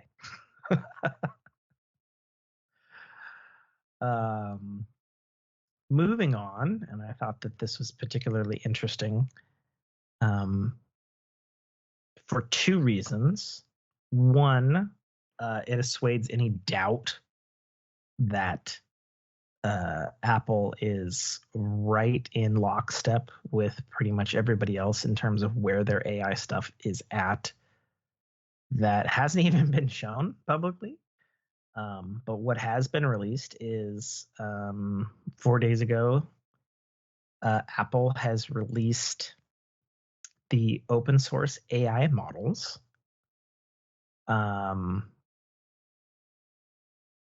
for running large language models on device, not in the cloud, for AI, large language models. And I think it's interesting because a lot of people have looked at it and have basically been like, wow, this is really good. This is some fuck. This is good. This is okay. Apple has been toiling away on this. They really, really, really know their shit when it comes to large language models, and specifically for how to optimize it for running like on a device. There's some background information on this. Apparently, the way that a chunk of this particular data in this research paper talks about how this goes about is a proprietary, or I guess it's not proprietary now since this is now open from Apple, but it was proprietary. But it was a French AI firm that Apple gobbled up about 2 years ago, actually, that kind of innovated this particular breakthrough. And then the second thing to look at this is it's interesting that Apple would release this paper as open source, so anybody could use this particular genius in any of their own products ahead of them actually announcing any fucking kind of AI specific thing to the world, although it's probably going to happen here in June, like most everybody suspects. And it got me thinking, well, when does Apple release things that are, in this case, allegedly fundamentally better than the next guy and make it open source? And I'm thinking of, well, they did H.264 video codec and everybody adopted that right away. HIC or HIF image format took a while, is finally starting to get adopted by a lot of people. And I'm like, what could be the game plan with giving the kind of golden goose to everybody about getting AI on device? I don't have an actual answer. Yeah. I'm just like spinfoil hat theorying that there must be something, I don't know, that we can't see or think about. Some sort of market process where something that's happening. We just want to squash OpenAI. I mean, I guess maybe. I don't know. Like, if we can get ours out there first and get it running on everything, then no one will. Why would you go and pay for something when you've got something that works really well for free? Yeah. I don't know. I can't imagine what it is, but I just think it's interesting to fucking speculate, because it's Right. kind of a big fucking deal in the AI space. Mhm. Because there's already been a couple of people that were saying, God, I don't know, was it Qualcomm? Qualcomm was talking about in a year or two they were going to have stuff working on device Mhm. in large language models. One of the bigger guys was talking about it recently, and it's interesting to just be like, yeah, here's the data for how to do it. Right. And it's just like, what? Just out of the blue, and then everybody's like, what the fuck? You know. So I don't know. There's got to be something to it. I don't know. I don't know. And then the last bit of tech that I have is, On a kind of oddly related note. yeah, oddly related note. Apple partner TSMC unveils an advanced 1.6 nanometer process for their 2026 chips. We've talked before about that they announced a while ago that they actually will be able to get down to 1 nanometer, which was thought against the laws of science. Right. Moore's law. Yeah, it is against Moore's law. Thank you. But yeah, so they're gonna, we're currently on 3 nanometer with the latest Apple stuff. They're gonna jump down to 2 nanometer here in the next year. Then the following year, we're gonna get 2.6, and then presumably after that we will get 1.6. Yes. 1. What did I say? 2.6. Yeah, you're right. That would make sense to go down since that's what we're talking about. Yeah, I don't know. It's cool stuff. It I might think even it's might even be slower, that declining curve. So you 1.6, then 1.3, well, I then 1.2, and then I think it would have to be given that they're somehow figured out how to break the laws of physics. that loss of physics, right? Like, I guess I don't know. You go too fast, and you've opened a portal to another dimension. Yeah, for sure. Spares in the tears in the space-time continuum and all that. Yeah, basically. Oh shit! One other thing, I actually forgot to post this. It happened early this morning. I caught it as a news article. So there's a bunch of leaks that were then corroborated by like a lot of different people and a lot of different companies and stuff for the Nintendo Switch 2, whatever it's going to be called. Specifically, some details about the device that we've not fucking heard of before. So it was confirmed this morning.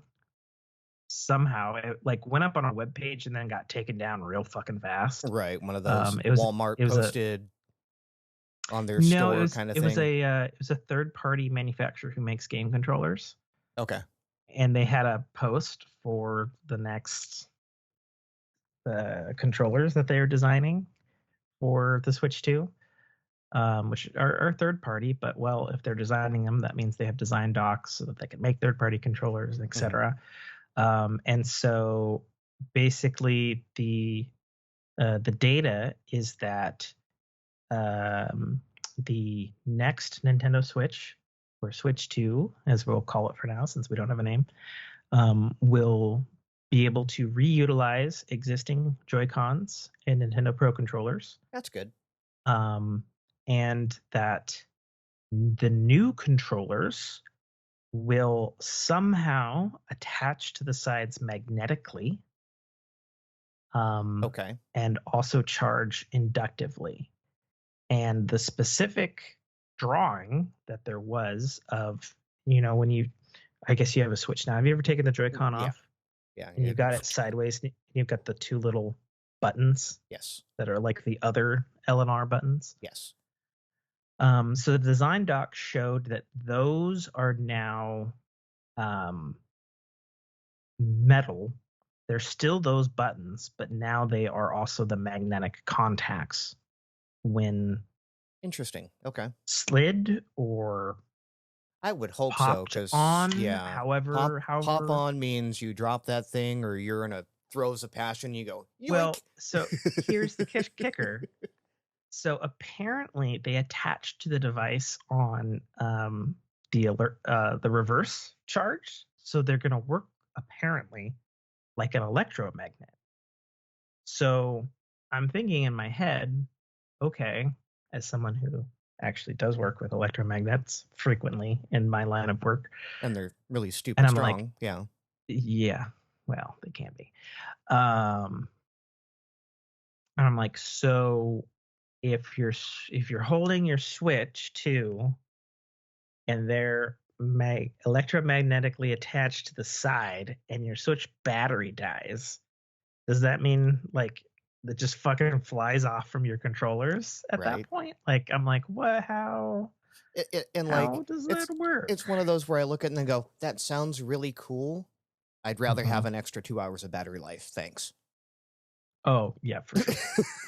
'Cause, For fucking sure. again, inductive charging, there's a lot of loss in that technology when contacts work Oh sure. just fine. Yeah. Yeah. Electromagnets, when hooking it on there, work just fine.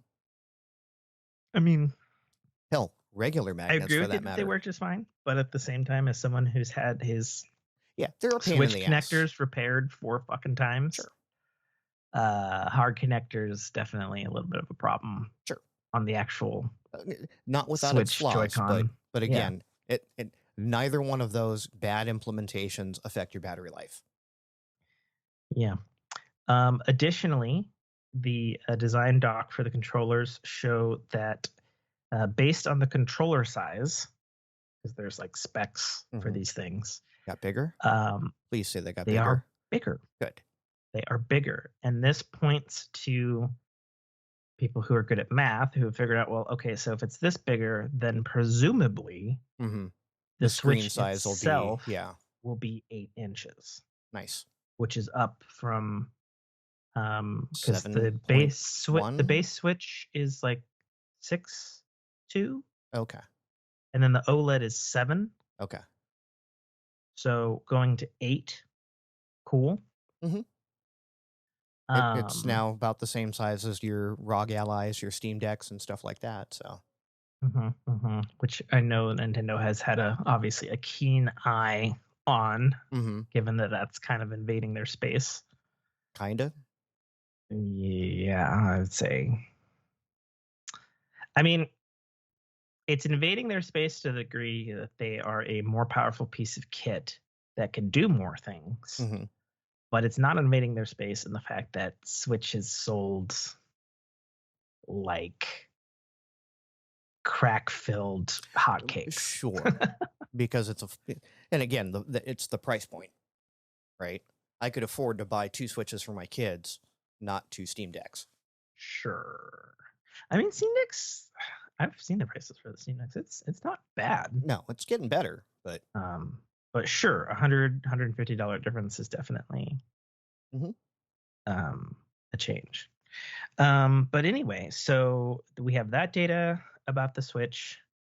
Then the design docs for the controllers show basically identical Switch layout with the addition that there's a new button below / adjacent to where the home and the screenshot button is on either Joy-Con, as well as, and people are somewhat confused on this, but people think that there is a third trigger, which sounds real odd. But like, so you have the shoulder, well, I mean, and they then gave you've us got the trigger. GameCube, so That's true. And don't forget the Frankenstein that is the N64 controller. Yeah. And the Wiimote. The Batwing. Yeah, we've had some weird controllers. But anyway, so the picture shows basically a third button, or maybe it's a grip. People can't really determine what it is, if it's a button or if it's like a grip or something on it. But yeah. Time And will then tell. on top of that rumor, something that happened earlier this week, which just goes along in the same bundle, is that Samsung is the primary partner for manufacturing pretty much fucking everything for this. I guess people have seen documents that they are fabricating the chipset, they are making the screen, and they're also assembling the device, which is interesting since I don't think Samsung's done that before. I mean, obviously they can. They build all kinds of shit. But I'm saying I don't think they've ever made someone's game console. Am I mistaken on that? Did they? I don't know.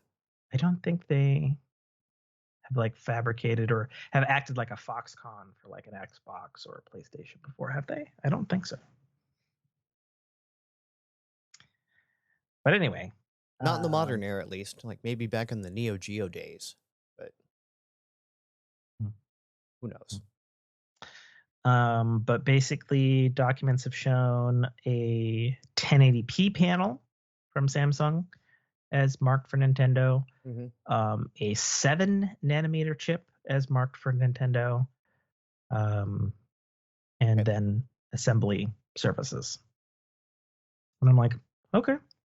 I mean, I don't think Samsung's a bad choice at all for assembly stuff. Not at all. Like, I mean, obviously you like your stuff, but if I were to be an Android boy, I would go get a Samsung. So that's tech. And then we got entertainment. Scrolling. Keanu as Shadow. Oh, yeah. So I want to fully label this. So Paramount or Sega has not officially said that Keanu Reeves is playing Shadow the Hedgehog in Sonic the Hedgehog 3, the movie coming out this December.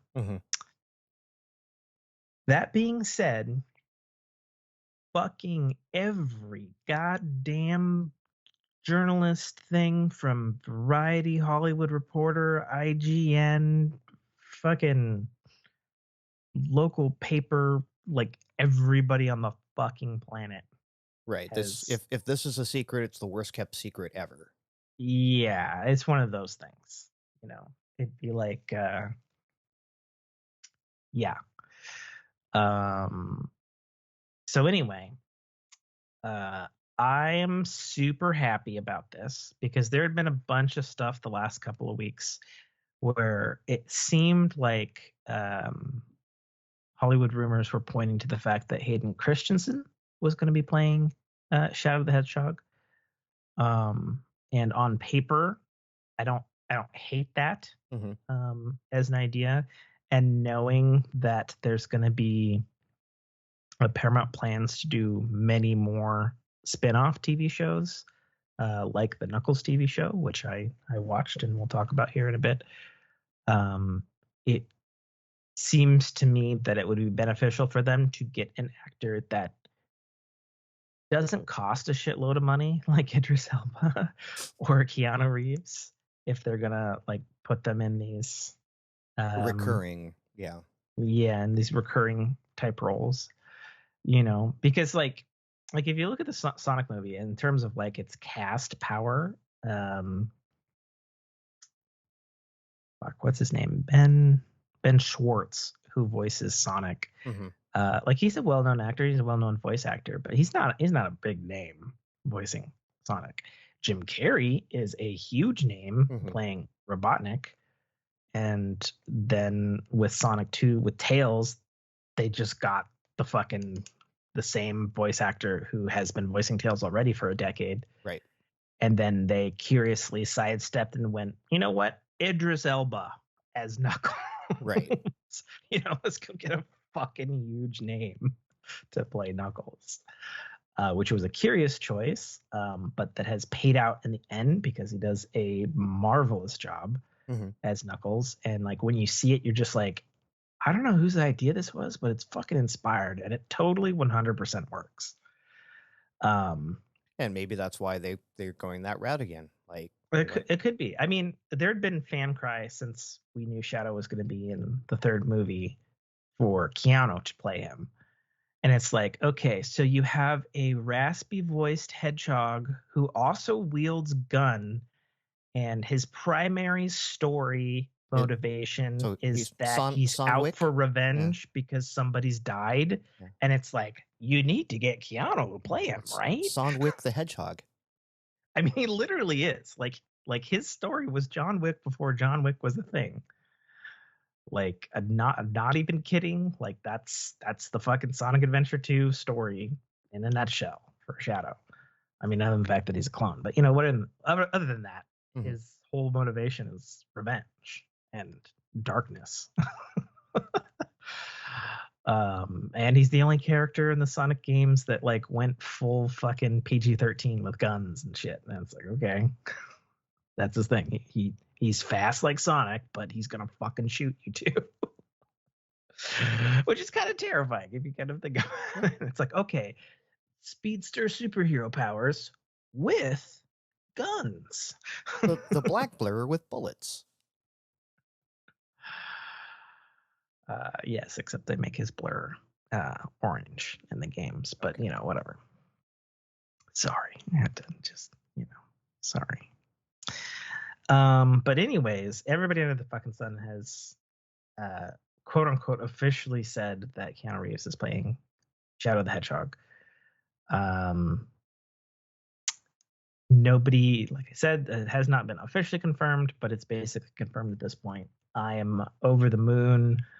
I cannot wait for however he's gonna do it. And people have already like dubbed in Keanu Reeves' AI voice using shadow lines at this point because the Sonic fandom's like wild. So it's very interesting. There's a rumor that the trailer for that is going to drop within the next 2 weeks, which would make sense because the Knuckles TV series just came out yesterday, and now that all of that hype train is like over because they released the whole 6 episodes in one go, and there's a proper movie coming out in December, and filming wrapped like I think a month ago. I'm like, yeah, okay, the hype train for the third movie should start pretty soon, I would imagine. So yeah, Keanu Reeves, Shadow the Hedgehog. And then there's been some really fucking funny shit on Reddit that are like, they're like, why the fuck would Keanu Reeves be Shadow the Hedgehog in a Sonic movie? Like, that doesn't make any sense. And then somebody called somebody else out and they were like, you're asking why Keanu Reeves, who appeared as a talking tumbleweed in the SpongeBob movie, would appear as a hedgehog. Like, they're like, I don't know. Keanu just seems to do whatever the fuck he feels. Who's already, I don't know, done a blockbuster cyberpunk game? Yeah. Like, who unironically has already worked with Idris Elba. Right? So yeah, that's I don't know. That's wild. But yeah, I'm looking forward to the official announcement so everybody can finally stop talking about it and we can move on to how he's going to portray the character. Yeah. The other thing people who like can't stop talking about at this point are Deadpool Wolverine. It's not called Deadpool 3 as expected. It's called Deadpool Wolverine. Deadpool and Wolverine. Trailers have dropped. Do with that what you may. Some people are trying to go in blind. I'm kind of trying to go in blind. Are you? Yeah. Because, trailers tend to, especially as the hype train goes. I saw the short one, and I'm like, good. That's enough that says, yeah, okay, I want to see the movie. Because as you start watching the extended cuts and whatnot, it's like, okay, I can basically watch the entire movie for free through the trailers. At least the best parts of it.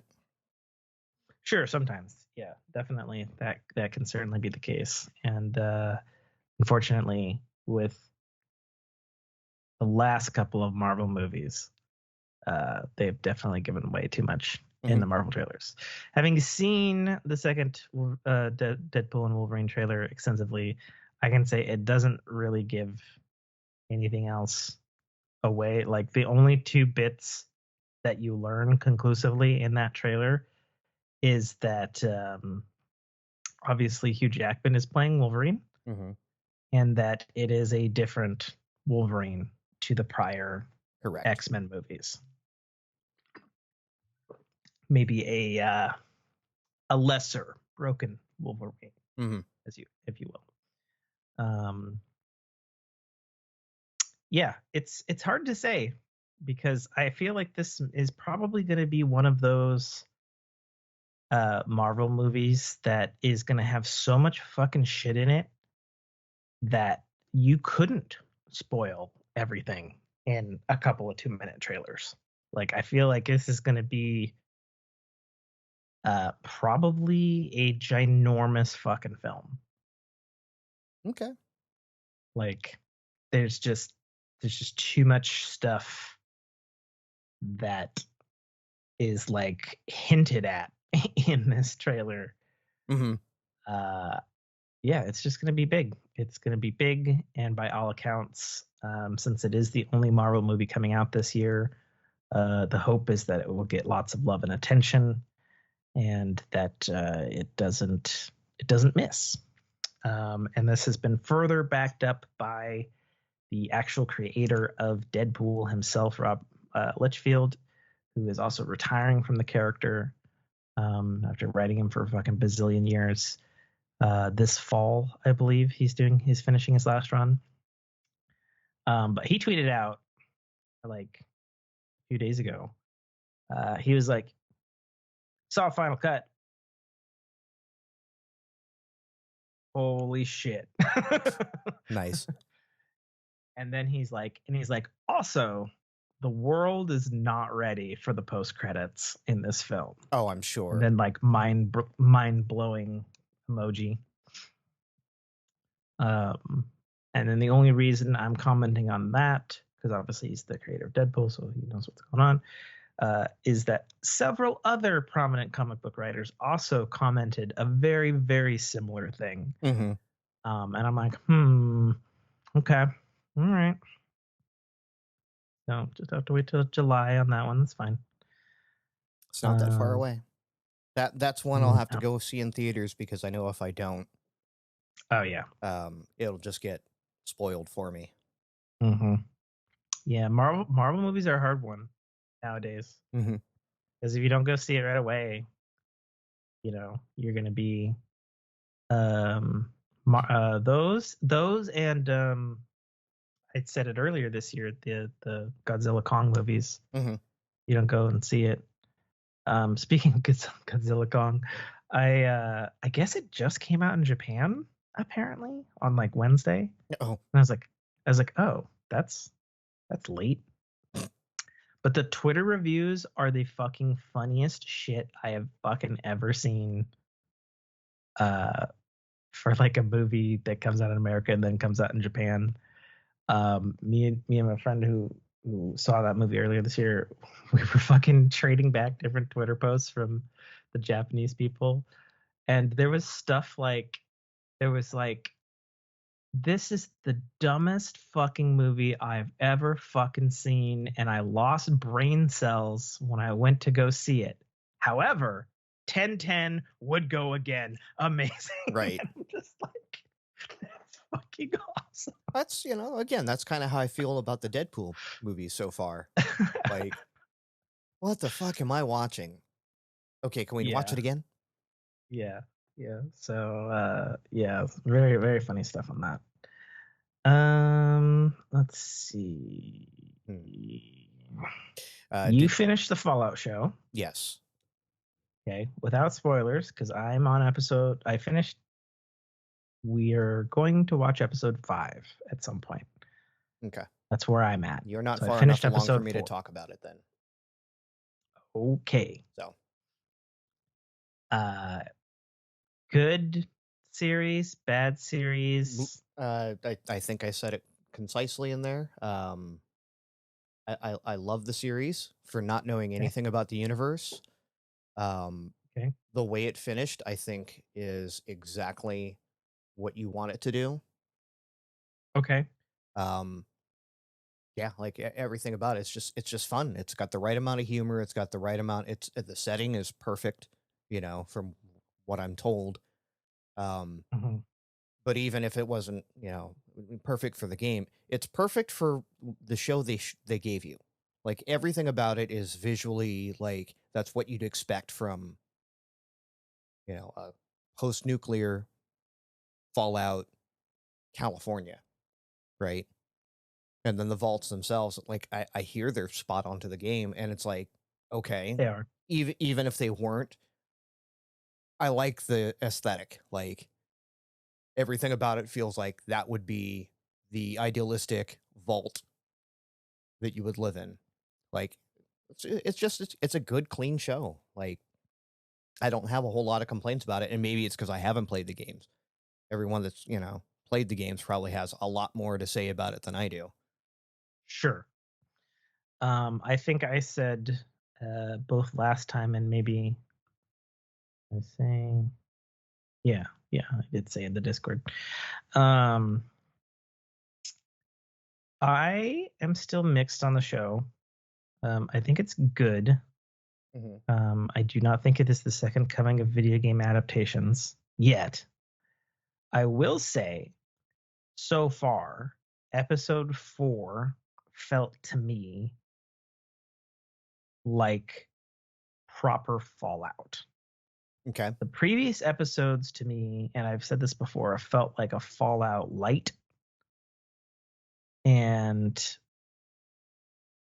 because, like, the whole thing with something silly happening and then something bad happening is I like and quintessential Fallout having to me. having now seen the whole series, I think the first three, maybe the first four episodes were for people like me.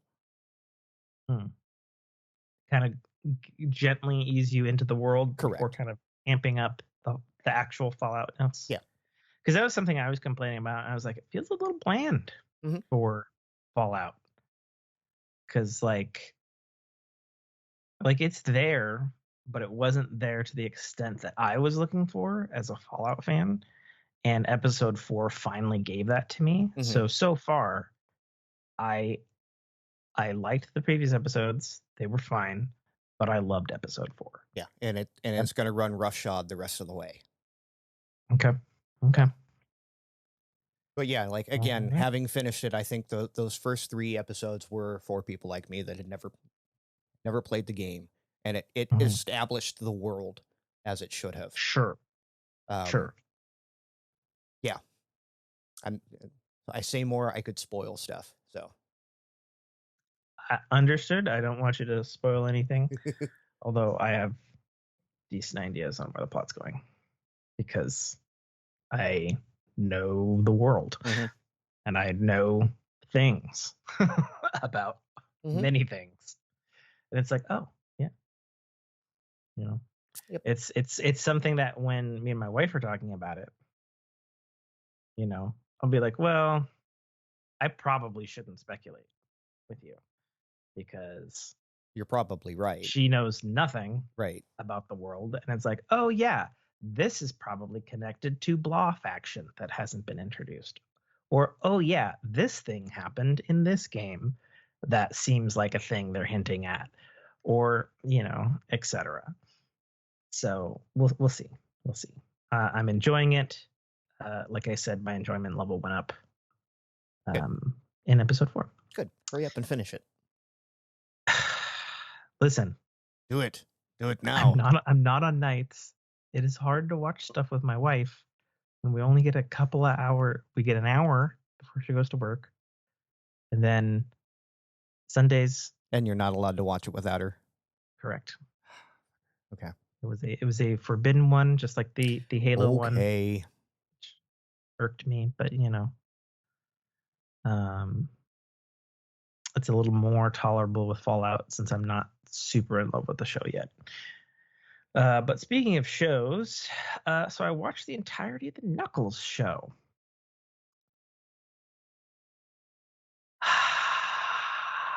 I did not have that much absurdity on my bingo card for that series. Good absurdity or just So it's funny. I was talking to Brock about this because he is ironically a big Knuckles fan and likes Knuckles over Sonic and stuff. And he watched it as well. And we both had the same conclusion that the Knuckles show feels like it's 6 episode at a half hour apiece. okay. And it does not look like they had a small budget for this. In fact, I would argue the CGI in this is better than the Sonic movies by like a good chunk. Like there were parts where I was like, I'm looking at Knuckles and I'm like, my God, the shading and the lighting that is happening on this fucking talking anthropomorphic couldn't exist at all in reality fucking space echidna is incredible. Right. But no, we came to the same conclusion that it feels like there was a Knuckles movie at some point, and they were like, let's turn it into a show. Because like the structure is very movie-like, but then there's stuff that feels like intentional padding to make each thing a 30-minute thing. Sure. To then get to the next thing. Instead of making a 2-hour Knuckles movie, they made a 3-hour Knuckles series. They made a 6-hour. Yeah, they made a 3-hour Knuckles series. Yeah. But it's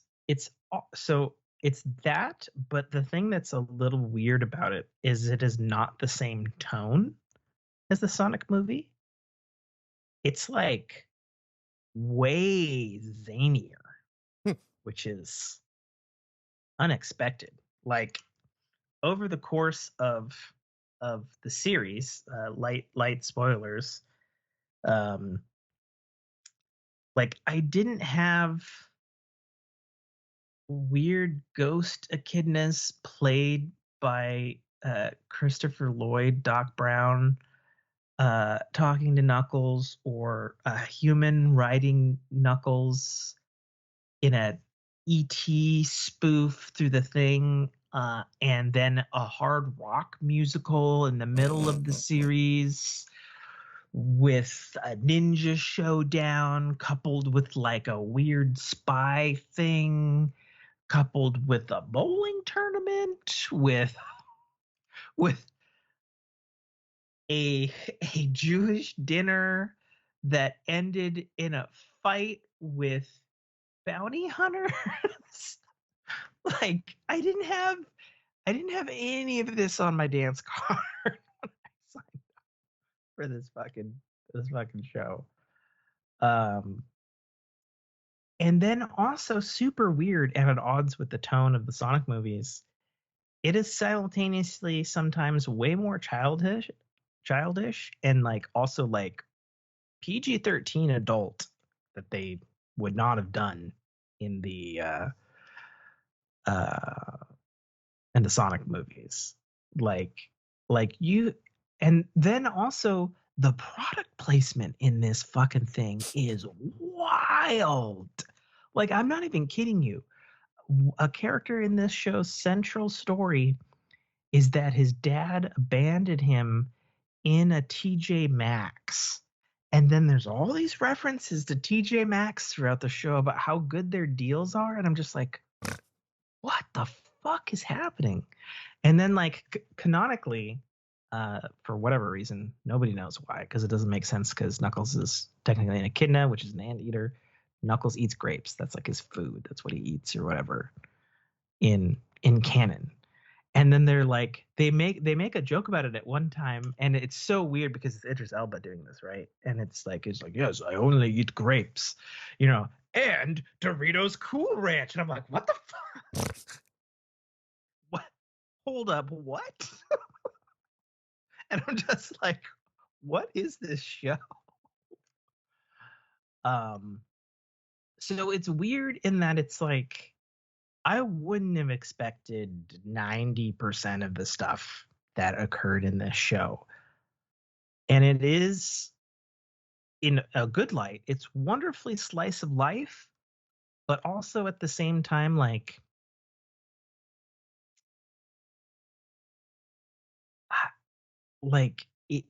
it has some pacing problems. Like I said, it feels like it's a movie, and then they padded it out in some areas to make it a TV show. Because there are just some scenes that are just like, holy shit, this joke has gone on for way too long. Can we move on to the next thing, please? But at other times, and it's weird because it is zany, which are words that don't go together when talking about Knuckles, the character who's a serious warrior character. Like, the zaniness is simultaneously bad, but also, because I didn't expect any of it, some of it is fucking absolutely laugh out loud hilarious. Like there's a whole thing in an early episode where Knuckles is adjusting to living life on Earth because he hasn't been there that long canonically from the second Sonic film, and he's like looking for warriors to train and people to fight and stuff. And so he's like, he at one point like tries to get make friends with this lab, and he's like, we are going to find your greatest enemy and you're going to fight him in ritual combat until you succeed. And so then like Knuckles figures out that it's the mailman because it's a dog. Right? And so he fucking kidnaps a mailman and like forces a lab to fight him. And it's just like, what the fuck is happening in this show? It's insane. But so it's weird. Like, the insanity is a good thing, but also kind of a bad thing. Like, it is a really uneven, mixed bag train wreck that, obviously, like, I was gonna watch it through no matter what, but it was easy to power through the whole series. Okay. Because it's just like, man, I don't even know where we're going. Like, when we got to the Jewish dinner, I was just like, what? Why are we in a home? And why are we learning? Why is Knuckles learning about Jewish things and candles and stuff? And then suddenly, like I said, bounty hunters. And I'm like, I don't know, man. How do you get there on a script? I don't know. Would this be a show that you would recommend for me, not being like really a Sonic fan? Did you see the movies? I've seen both now, not really in if one you've sitting. seen both, you are totally fine to watch Knuckles. Okay. I guess if you didn't enjoy Sonic, I can't say if you would like it more or not, because it is not the same tonally as the Sonic films. Like, I would argue the Sonic films are reasonably consistent in their tone from 1 to 2 in terms of like what type of movie they are, what they're trying to be. As a perspective, like, I almost feel like this is me. I love Cobra Kai, the series. Sure, I've still not seen. I would never recommend it to you because, one, you really didn't enjoy the movies, or did you even watch the movies?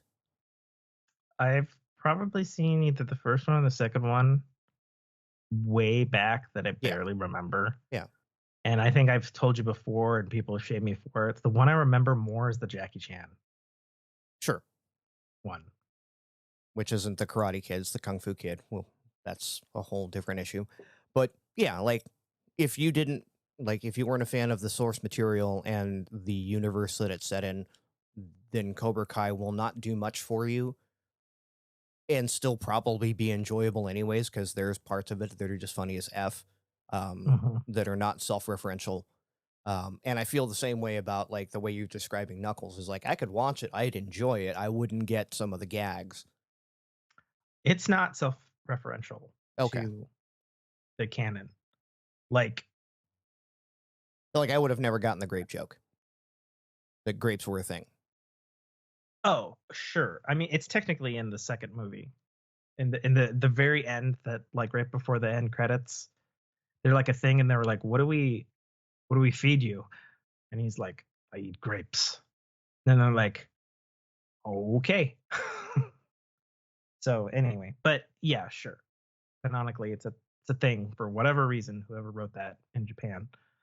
Might have been easier to put in a video game than ants. Well, like the thing is, these characters, it's like the Mickey Mouse situation, right? Mm-hmm. There was like Steamboat Willie, and there's Pete and all this sort of shit, and then all this shit like Goofy and what Mickey does for a living and all this shit like came after.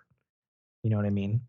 And like, these are fundamentally characters that were created at the tag end of the 80s, whose really only character was a paragraph in the instruction manual with a picture next to them, and it's like, yeah, Sonic eats chili dogs. And it's like, okay, it's nowhere in the games, but it's a thing. Right.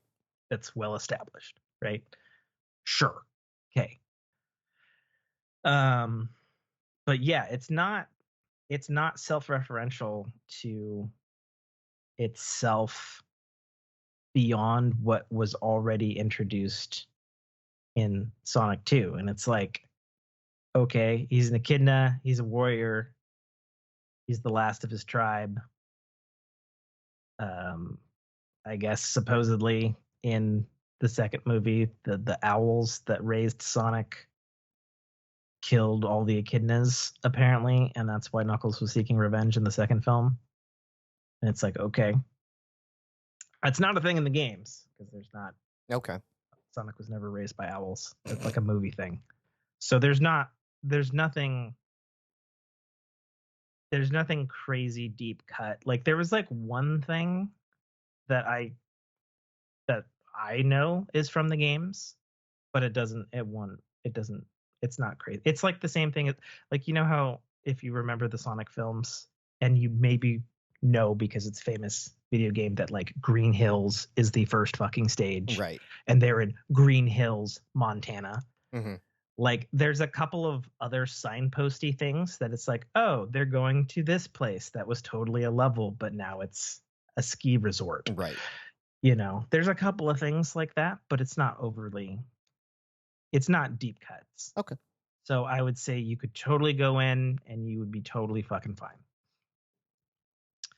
So yeah, it's a different beast. It's a different beast than the Sonic films.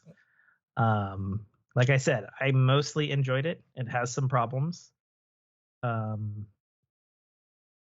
But yeah. And actually, one thing it did better than the Sonic movies, other than the fact that I think the CGI is better. Who the composer was? I saw the name Tom Howe. I was like, already this composer is doing a better job than fucking Tom Hulkenberg did with 2 fucking Sonic movies and making it feel more like Knuckles. It's not at all like there's nothing familiar in the score or anything, but I'm just saying it fit him better than the generic ass piece of shit we got in the last 2 films. Okay. That we're unfortunately probably going to get in the third film. So, we'll see. Star Trek Lower Decks. Which may it rest in peace because it's getting canceled after this last season.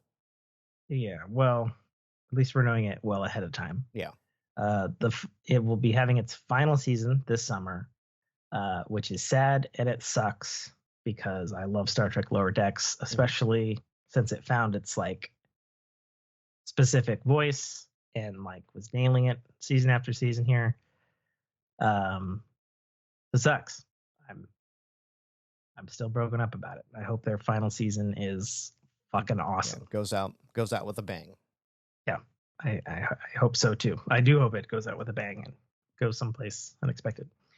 But the creator of that series, speaking of Sega again, I guess, is working on a animated Golden Axe comedy series. And I'm just like, I don't need that. However, I Mike will watch that. McCann, Yeah. Mike McCann did wonders with Lower Decks. Some of his episodes on Rick and Morty were some of the best ones. And I'm like, you know, I'm just gonna follow this guy in whatever he does, because he seems to do his comedic animated shit extremely well. And if Golden Axe is where I gotta go for that type of humor, I'm okay with that. But much like the Knuckles show, I did not have animated comedy version of the old Sega classic Golden Axe on my bingo card. And I guess in terms of licensing and whatnot, I guess if you were going to try to do a comedy parody of, say, Lord of the Rings, this is an IP you could kind of grab and do that with. Yeah, I mean, I think it'll be. I don't know. The lore behind it is not exceptionally deep, so you can kind of play with it. Yeah, for sure. There's only 2 games? 4 games? 4 games? 4 games. Yeah. 3 on the Genesis, and then they did a 3-1 randomly on the PS2. And it was all basically the same game. Yes. You caught up on your X-Men 97? I am. Okay, so you understand the name change in the Discord this time? Oh God, it's been a long week. I didn't even look. Flying Purple Beautiful Eater. Yeah. Yeah. X-Men 97 continuing to get darker. Mm-hmm.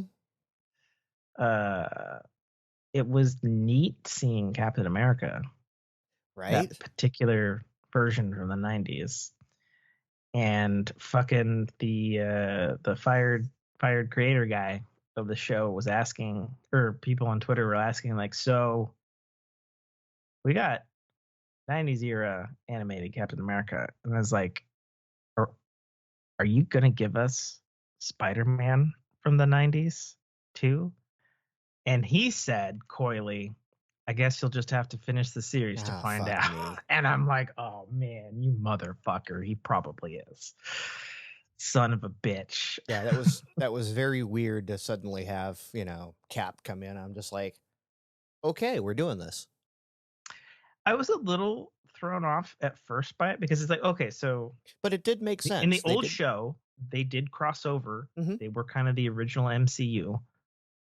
They crossed over like once or twice, I think, with the old shows in the 90s. I thought it was odd for me, and maybe I'm wrong. Maybe there's something I'm totally forgetting about the character. It's odd that Rogue just like knew where Captain America was. Like, oh, okay, that's all right. I guess she knows him. Right. I don't know.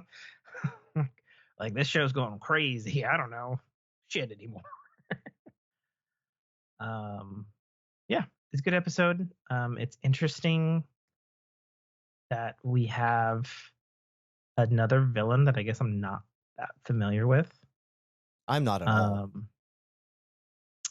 I mean, I had to Google the name, and I'm like, and he apparently appeared in one of the original 90s episodes.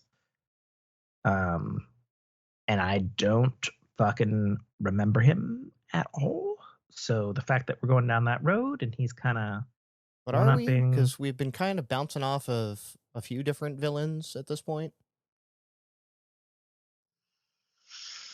Is he the big bad? Is he really like? My understanding from articles, what the creator guy says on Twitter is that yes, he is the big bad this season. He is the one who's been pulling all the strings. He's been guiding Mr. Sinister. And he's why there's timey-wimey shit with Cable, because I guess this is what I found on Marvel.com. I guess part of him is from the future or some shit, which is why his tech is advanced. Okay. But part of him isn't, but he is and isn't a Sentinel. I don't know. I don't know. We're gonna find out. We're kind of on the same level on this particular villain, you and I, Nate. So we're along for the ride. Yeah, X-Men 97. Good shit. Continues to be amazing. Make more animated shows like this. Disney Marvel. Please. That's all we want. Honestly, kind of better than the movies a lot of the time. Fair. Speaking of animation. So, the trailer for the Curious film, Transformers 1, that is the full CGI animated motion picture length movie about the origins of Optimus Prime and Megatron before they were Optimus Prime and Megatron. Canonically, they were always friends. This one sees Chris Hemsworth playing Optimus Prime, and Scarlett Johansson's in there somewhere. And what's it? Ty Henry guy is playing Megatron. I have seen the trailer, and have you seen this trailer? I have not. Should I watch it real quick? Maybe you should just watch it real quick, because let's get your Hey, what is up, Transformers fans? 30-minute or Well, 2-minute, Brian, 30-second reaction. Oh man, to the Transformers 1 trailer. Okay. Do you consider yourself a Transformers person? Know a bit about the lore and stuff? A bit. Okay. Watch this. Let's see what happens to Nate here. Man, I can't wait. Okay, I might do that. Oh yeah. All right. Let's mute them. Do it. Okay, let's do it. Transformers 1 trailer starts now. Do it. That's good. I like that. I like it too. The Transformers 1 trailer starts now. Okay. So, Playing. How long do you think we'll be here? Okay. I'm not talking to you. You know what? We are so screwed. Thought you weren't talking to me. You two, come with me. Oh, look, Report to Waste Management. Hi there, Maybe I'm not. B127. I'm actually working on some nicknames. The one I'm floating right now is Badassatron, which is actually pronounced. This is what's happening. Badassatron. Badassatron. Right now. We're gonna call you B. I know we're just lowly worker bots who can't. Can you not hear the trailer playing? No, I can't. Oh, that's Were you trying to interesting. do that? Out there. Well, that's good. We won't get DMCA struck. You'll get it on my edit, probably. I've put trailers in so many podcasts over the years. I've never had a problem. If we survive this, I'm gonna kill you. At least in audio. Interesting. And, Super train. Lots of spikes. He's Rolling Stones. continuing to watch the trailer. It's beautiful. Oh, there's Scarlett Johansson's voice. Yeah, it's Scarlett Johansson. There goes B. You Running like a proven yourself worthy. dipshit. Take these and access. They all got balls thrown at them. Potential.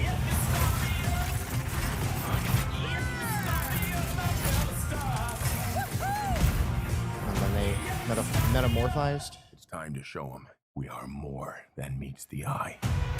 Oh, you said the thing. Transform now. On 3, 1.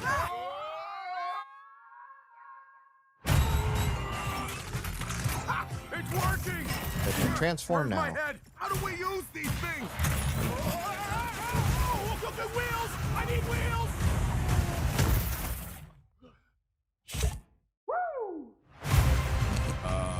guys? That's not good. We've got these powers for a reason. Let's use them. Hey, at least the sound of transforming is still kind of the same. We stand here together as one.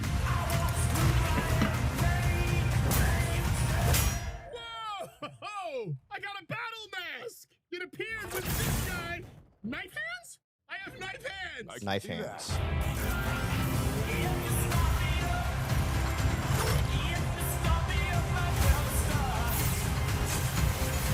B, these are not the bad guys. Why did you cut the door? No, it was already like that. Right? Yes, that's right. Yes. It was. Yes. Yeah, it was already like. Yeah, that's right.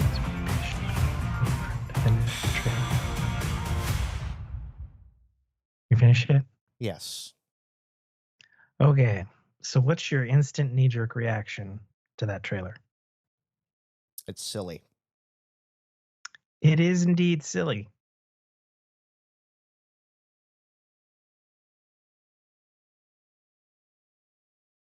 And I'll probably watch it because it looked kind of fun. Cool. Well, I hate just about everything about it. Why? I mean, other than everything about it, like I don't understand why. What the like? Why?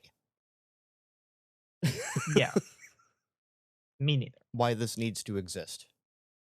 So my take on the Transformers 1 trailer is I don't like that it is a comedy goofy affair. Sure. I actually think the animation looks quite nice. And I could actually probably even get over Chris Hemsworth being Optimus Prime, since it is a younger version of him before he becomes actual Optimus Prime. Because, you know, because robots and thing. aging, and sure, because that happens. They're a cybernetic life form, okay? Okay. My problem is that nothing in that trailer is funny to me. It's trying to be the Transformers version of like Into the Spider-Verse or that Teenage Mutant Ninja Turtles movie that came out that was also Into the Spider-Verse. Mm-hmm. And we're in this era now where everything is trying to be Into the Spider-Verse. Right. With funniness and animation and big name actors and that sort of thing. It's almost like, and I hate saying this, it's almost like Deadpool started off, well, Ryan Reynolds in general started off this trend of let's make funny movies and put big names in them. Like Free Guy. I mean, Free Guy was just like, really? I liked Free Guy. So did I, but like, it was fucking really? Hilarious. Sure. It was super silly. Mm-hmm. So, I mean, that's one problem I have with it. Like, if I had laughed, that would be one thing. Like, if something had caught my eye as actually funny, that would have been good. That would have been good for it. Because I do like comedy. And I'm not saying Transformers can't have comedy. But another problem that I have, and what I wished this movie was when it was announced, and I posted this in the Discord. So the particular storyline that they're trying to adapt is like one of the most famous quintessential you don't fuck with this storyline. Mm-hmm. And they be fucking with this storyline. And if it had been funny, okay, cool. But it's not. And it's not hitting either. My 30-second elevator pitch from seeing a 1-minute trailer is, you know, and it's funny that you bring up Teenage Mutant Ninja Turtles. Like, it's dark and serious, and then there's Michelangelo. Sure. Right? And I feel like just the little bit of comedy that I saw from this trailer, B is your Michelangelo. And very much But in I you don't- said, the latest movies where it's into the Spider-Verse-y. I don't need Optimus and Megatron, even in their younger forms, slinging jokes. I don't need them doing some mystical fucking bullshit that's how they transform, because that's not the way that it is. And I certainly don't need this taking place during the Fall of Cybertron storyline, which is like the whole fucking reason the Transformers story exists. Like, I don't need that. So you might as well not call it fucking Transformers. You might as well They call called it Transformers 1.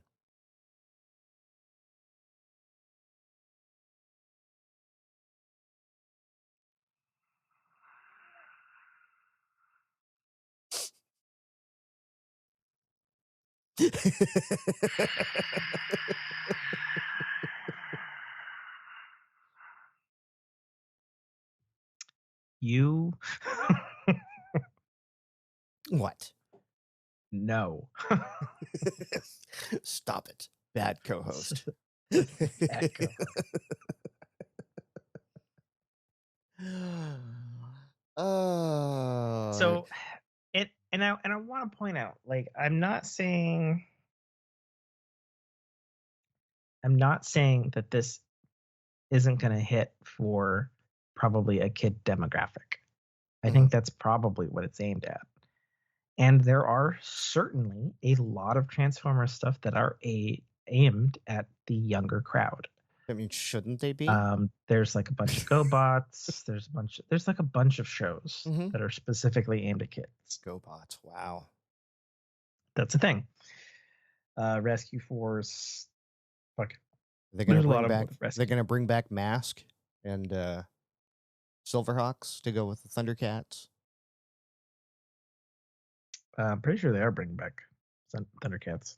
No, I know. They brought back Voltron. That's what I'm saying. Are they going to bring back Silverhawks He-Man's as well? been brought Yeah, back. He-Man's being brought back.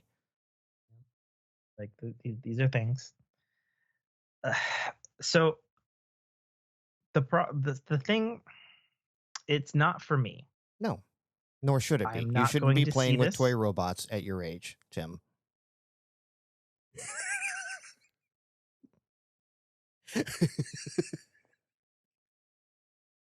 Okay, Dad. Jesus. I think I speak for a good majority of the hardcore Transformers fans, where we have had two good adaptations of the Fall of, or the War for Cybertron storyline, whatever you want to call it. One is in two of the best Transformers video games ever made, and then the other was in the comics.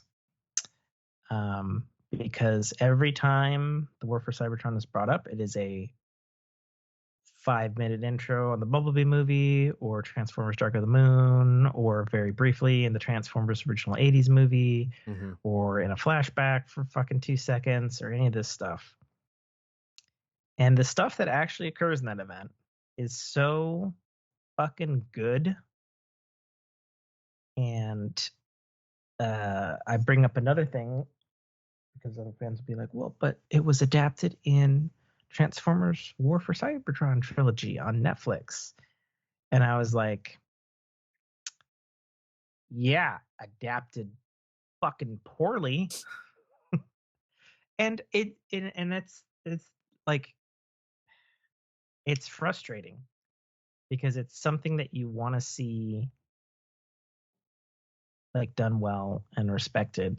And it's already not been respected once in animation. Because it was just done cheaply and poorly. And it was just not very good. And now we have one that has a big budget, has good animation, probably has good music, and probably the acting is fine. And it's a fucking comedy that's not funny. And I'm like, I'm upset. Sorry, Tim. I know. It's fine. I'll just be grumpy. Just be a grumpy. Because I'm just turning into a grumpy old man. That's what I'm doing. Get off my lawn. Fucking kids. It comes Fucking for us all. Transformers 1. Then the last bit of entertainment news we have here is Sony, against all odds, has entered into the apparently large talks with everybody to purchase Paramount. Smart people have been like, but Sony doesn't have money to buy things. Be like, you are correct. Mm-hmm. They have entered into the bid with Apollo Global Management, which apparently has all the money. So we've talked about the whole Paramount thing up and down since I think it kind of started happening in November. And I'm still of the same opinion. I think Paramount would be better served if they're so intent to sell themselves, which they don't need to do, but want to do because they are juicy and they're ripe to sell and the market's good for it, whatever the fuck. I still think they would be wiser to be sold to a company that does stuff with sci-fi. Obviously, we've said before, Microsoft would be a good choice. They're already doing Halo with them. Star Trek would look nice in that stable, amongst all the other things that Paramount owns. Actually, they own Ninja Turtles, and they own Avatar: Legend of Korra, and they own lots of things. Paramount is an old movie studio. Mission Impossible, and who was Top Gun? Top Guns? Yeah, okay. Also Paramount. Top Gun. Yeah, so I feel like it would hopefully do well in Microsoft's camp, and since they don't have a media studio, that would be good for them. And probably not something that would be blocked by an FTC thing, since it's like, well, they don't make TV.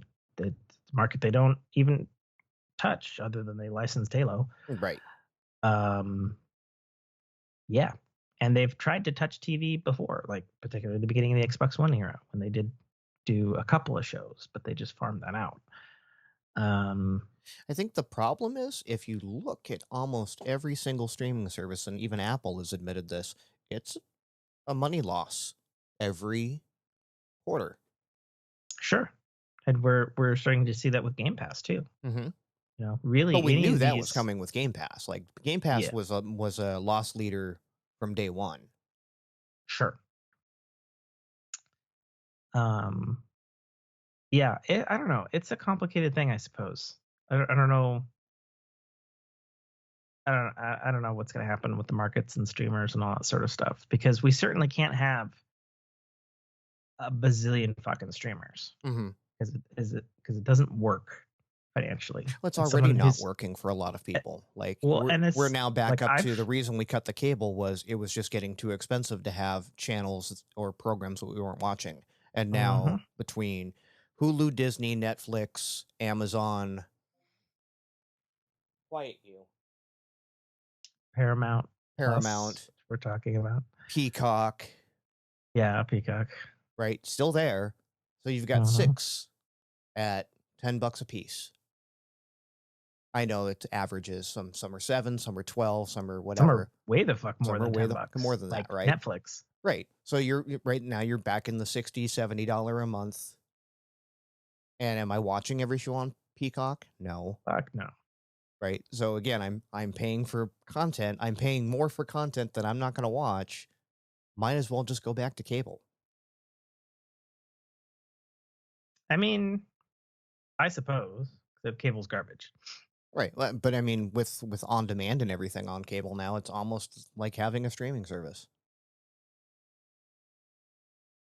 So they're almost to a point where they can make a compelling argument to get people back.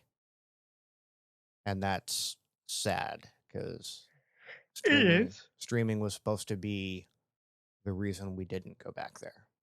Well, and I personally think as a quality of life, streaming is superior to satellite in pretty much every way.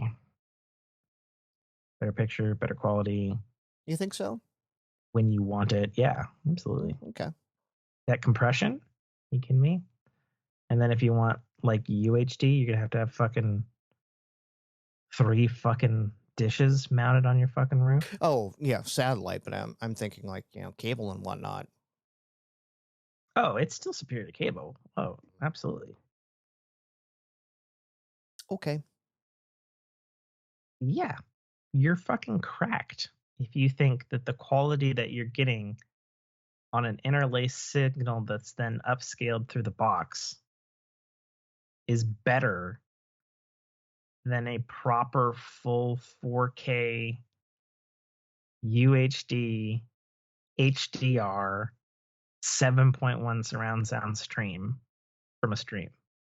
Yeah, but I've never seen one of those because I don't pay the extra money to actually have those 4K 7.1. Okay, well, fuck you then.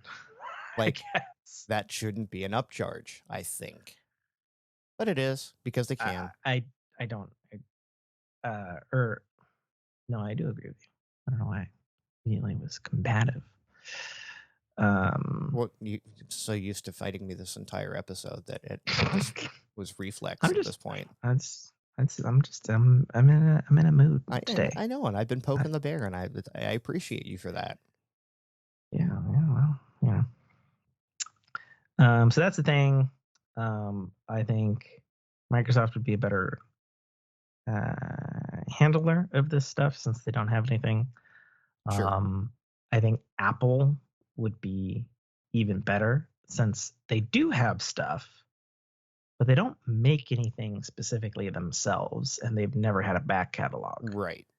And they've also shown the most sci-fi forward interest in stuff. Mm-hmm.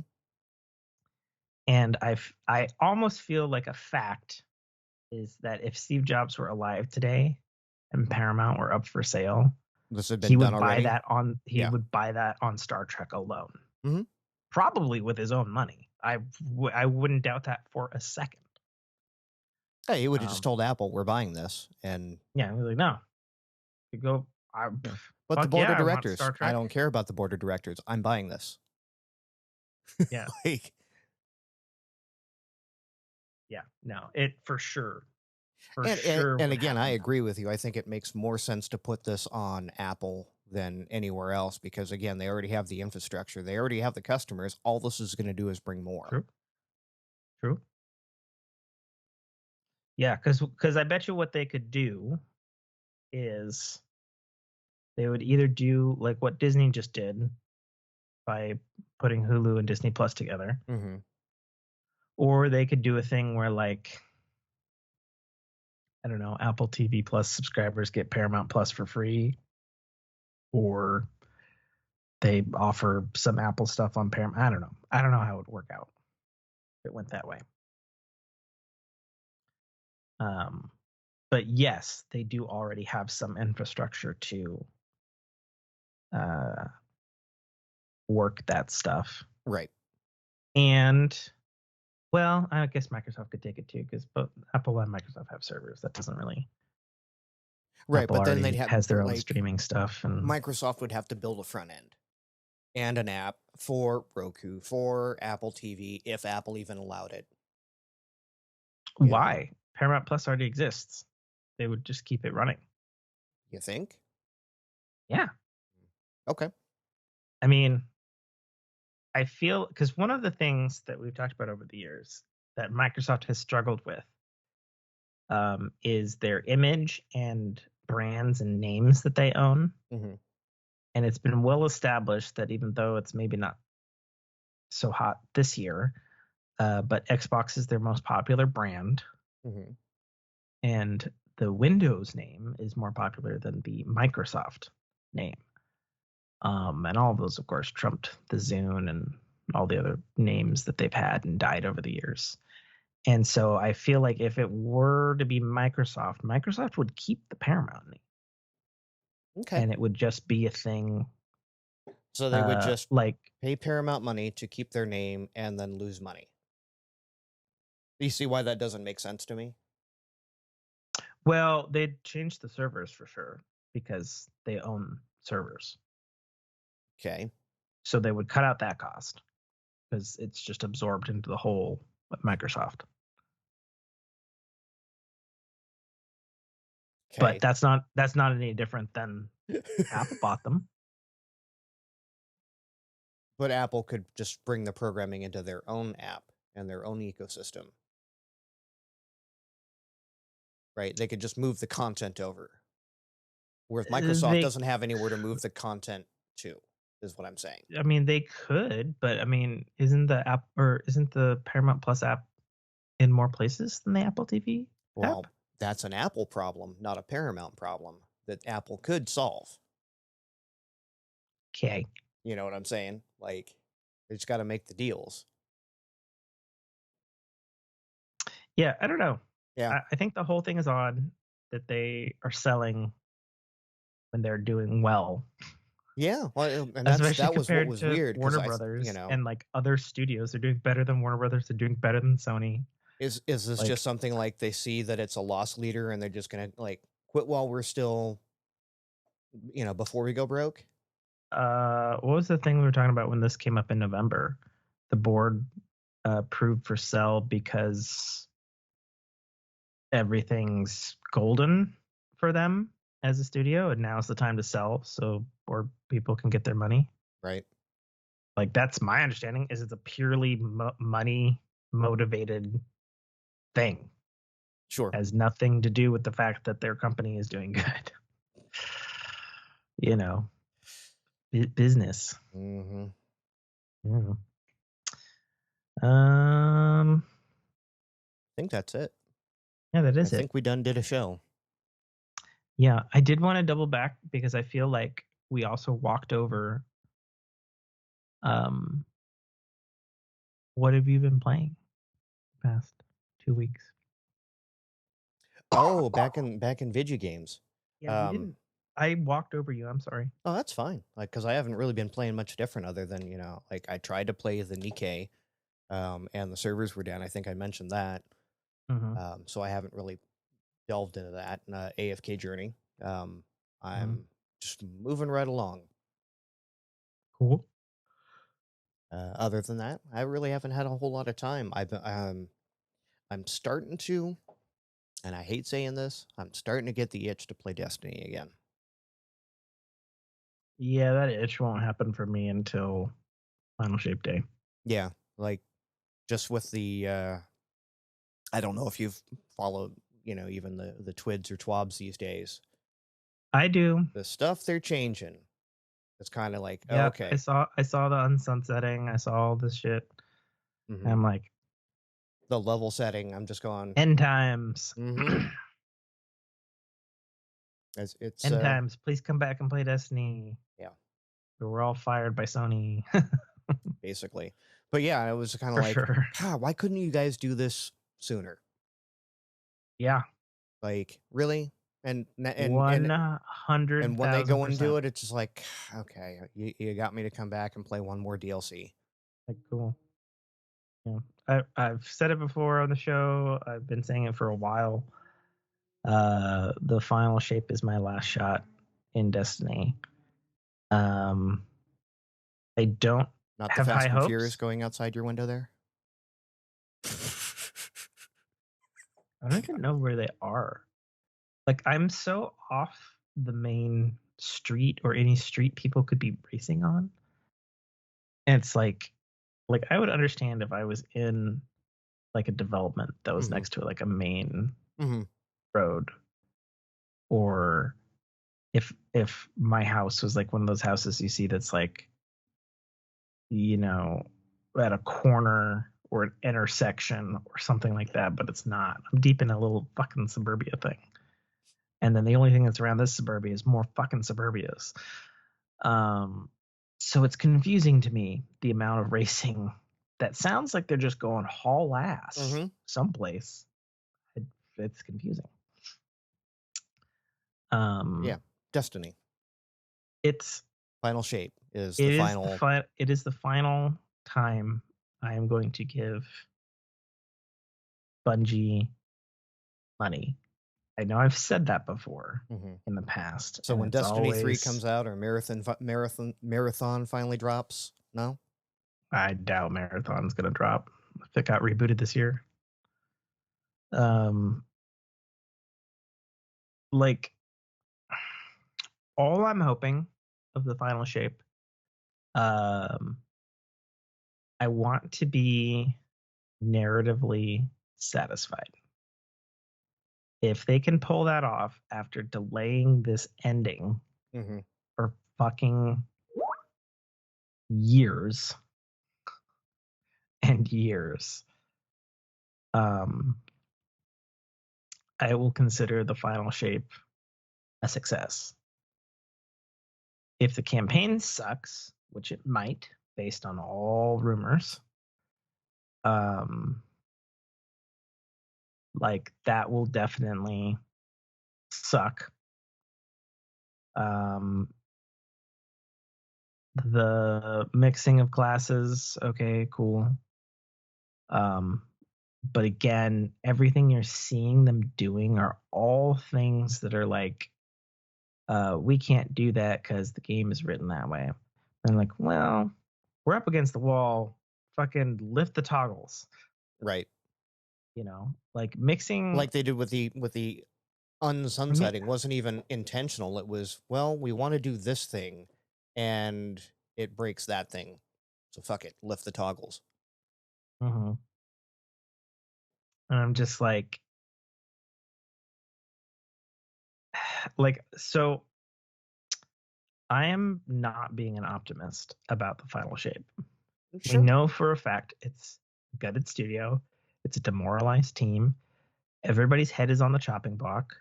We know for a fact the final shape got pushed back because their internal campaign expectations had it hitting at beyond light levels of, it's okay, Right. for the campaign. We can maybe assume this entire new Dread faction has been in the works for a long time since Lightfall, or maybe not. We'll see. Of the things, that is probably, that and the story are probably the two things I'm most excited about for it. Because a actually genuinely new enemy faction is something that I've been wanting in that game fucking since Destiny goddamn 1. For fuck's Sure, sake. but again, I want a new enemy faction, not what they did with Halo, where it just like, oh look, it's the same 5 character models. Yeah, that's what I'm saying. Like, the thing with Destiny is like, okay, you had the Cabal, you had the Vex, you had the Hive, you had the Fallen. Mm-hmm. I'm forgetting anybody. Taken. Which So the Taken were here's the reskins, thing. right? I enjoyed the Taken. Takens were deskinned, basically. Yeah, Taken were deskinned, and it was just a mix of the different enemies. I agree that the Taken are cool in that they had unique abilities, but reskinned enemies. Mm-hmm. And then every single dingle update after that, everything was just reskinned enemies after reskinned enemies after reskinned enemies. We changed the color and gave them a helmet. Every once in a while, you'd get something like the fucking big zombie dude, the Tormentors, in Forsaken, or no, the Forsaken guy, the big hulking thing. Oh, okay, yeah. You get that, and then, I mean, really, the only other thing I can think of is the Tormentor in Lightfall, that are like genuinely new, actually different combat encounters. Mm-hmm. And what I'm hoping is that we get that with the Dread faction, because the thing that I see that other people maybe don't is like, they look new. but are they? Right. I look at they the kind of fly. look. I look at them and I look at the I look at Fallen, and I go, I can see them kind of doing the same thing. Well, I looked at the flying dudes with the bat wings, Oh, and yeah. I'm like, That's genuinely new. is it though? They look an awful lot like, and they behave like the buggers in Halo. Well, yeah, but that's Halo, not Destiny. And where did Destiny come from? I Nate? get that, but we haven't been. Who's it made by? Well, What engine is it using? What assets could they have pulled to like I pull said, off every the time a floor to freaking pull captain this teleports expansion out of their ass? Yeah, every time a captain teleports, I want to hear word, word, word. Sure. Right? Every time a Vex puts up a shield, I picture a Vandal. Or, yeah, the fucking hobgoblins. Well, Vex and Vandals and Hobgoblins, those are all Destiny. Not the Vandals. Vandals were Halo. Nope. They were the little shield carrying guys. No, those are Jackals. Or Jackals. Sorry, you're right. Vandals. You're right. Enemy. You are the Fallen. You are right. I know I'm right. Let me bathe in the rightness.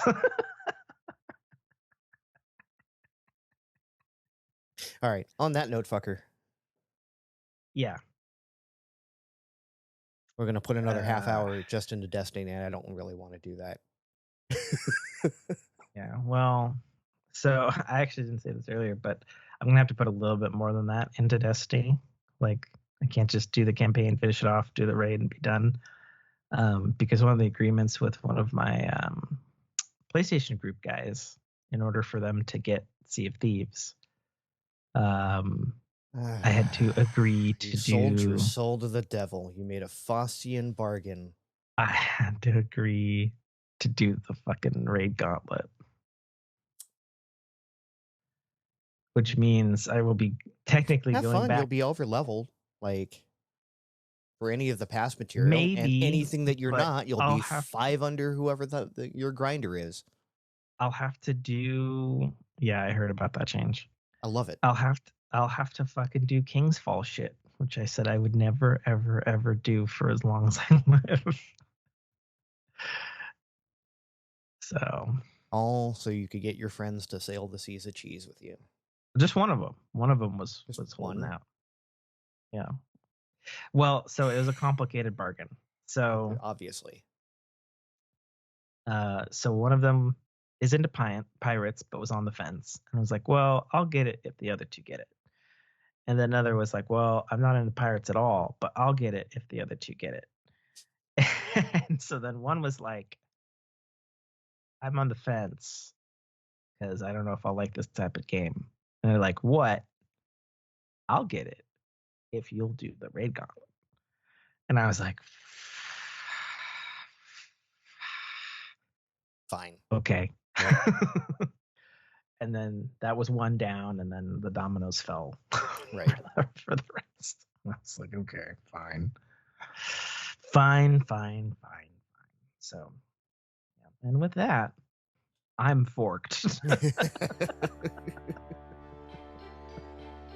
Thank you for listening to a Dynamic Works production podcast.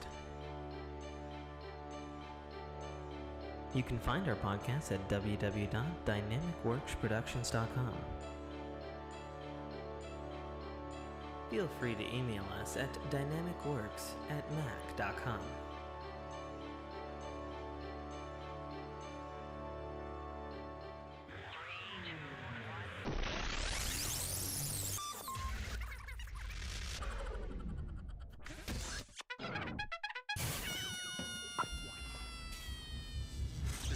Armado, the voice of Guybrush Threepwood, and you're listening to a Dynamic Works production podcast. The Citadel, Arrival, is the first installment in a series of epic science fiction short stories reminiscent of the Pulp Fiction style. It's a fast-paced story that will take you through twists and turns that you will not expect, until they are thrust upon you with all the force, excitement, and chaos of a plasma cannon blast. The story follows Katarl, a nobody cog in the working wheels of a futuristic society run completely by Megacorp, a corporation that carefully runs and manages the lives of the people living under its sphere of power. On one of Katarl's few and far between days off from work, an outing he had hoped would be fun and relaxing turns into an explosive adventure that drags him kicking and screaming into situations and challenges that will make him question every aspect of his life. Watch this colorful tapestry unfurl as Katarl and his newfound allies find their way through this classic, yet oddly surprising tale of good and evil, where nothing is quite what it appears to be. That's The Citadel, A Rival by author Tim K. Trotter, available right now on Amazon Kindle Store and iTunes iBookstore for only $2.99.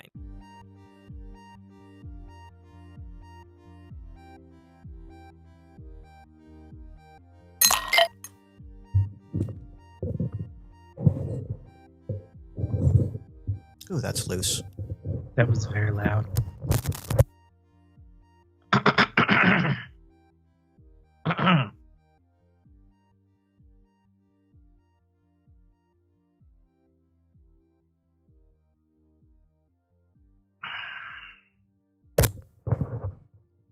Check.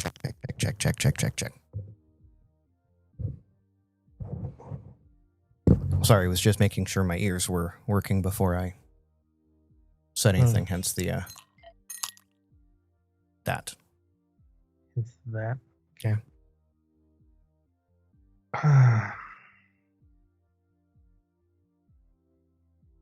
This is rolling. I guess I should check myself. Check. Yep. Check.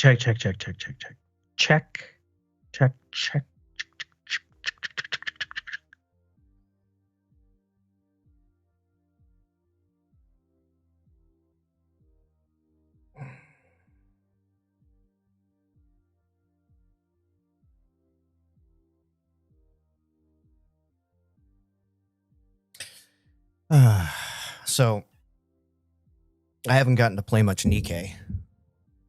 Because, like, the one time I tried to play it, the servers were offline. Oh. Yeah, apparently they had, like, a server maintenance that they were doing, and then the day before, it was off. I'm on the Seattle server. At least I hope it's the Seattle server. It says C. I wasn't aware there was a... You there's blinded yourself. Yeah, I did. There we go. Wasn't aware there were servers. Mm-hmm. You pick them right in the I mean, beginning. I knew it was offline, but I didn't know there were servers to select. But yeah, whenever you do the updates, whatever song that was, I found it. Uh-huh. Let's see if it plays.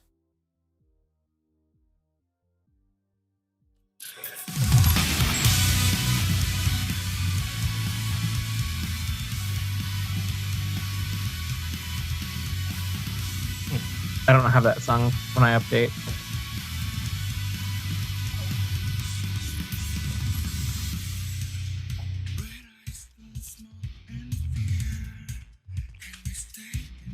Yeah, I don't have that song. Yeah. I hear a totally different song when I update. Weird. Yeah, this is the one I get, and it's like, This thing goes hard.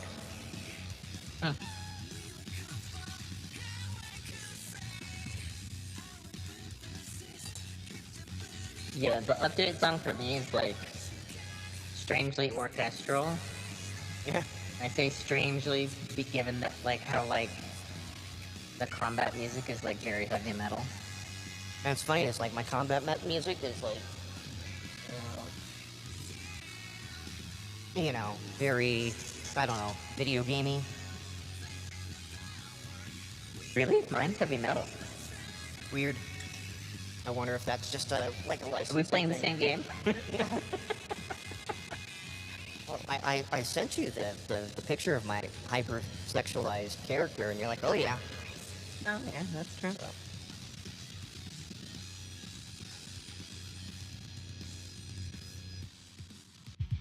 Anywho. So that'll make the cut. Hopefully it doesn't get us a DMCA strike or something. It shouldn't. It's a podcast. Yeah. Hi.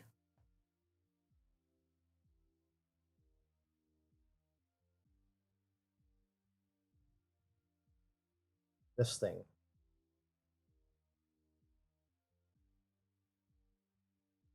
All right, well, we're rolling. We're here. All right. And we got 5 minutes to lead in. Cat, seriously. Can you just stay? Stay somewhere.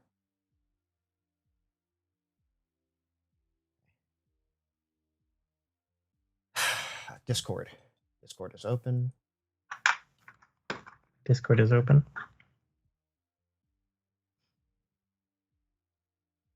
Turn on the third monitor real quick. Wait if I need to pull anything up. Hi, Cat. How many monitors do you have? 2 in front of me and then a TV Hmm. that I use as a third.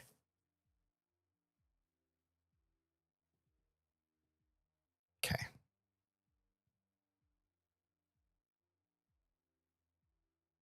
No, don't go anywhere near my soundboard. Yeah, don't do it, Cat.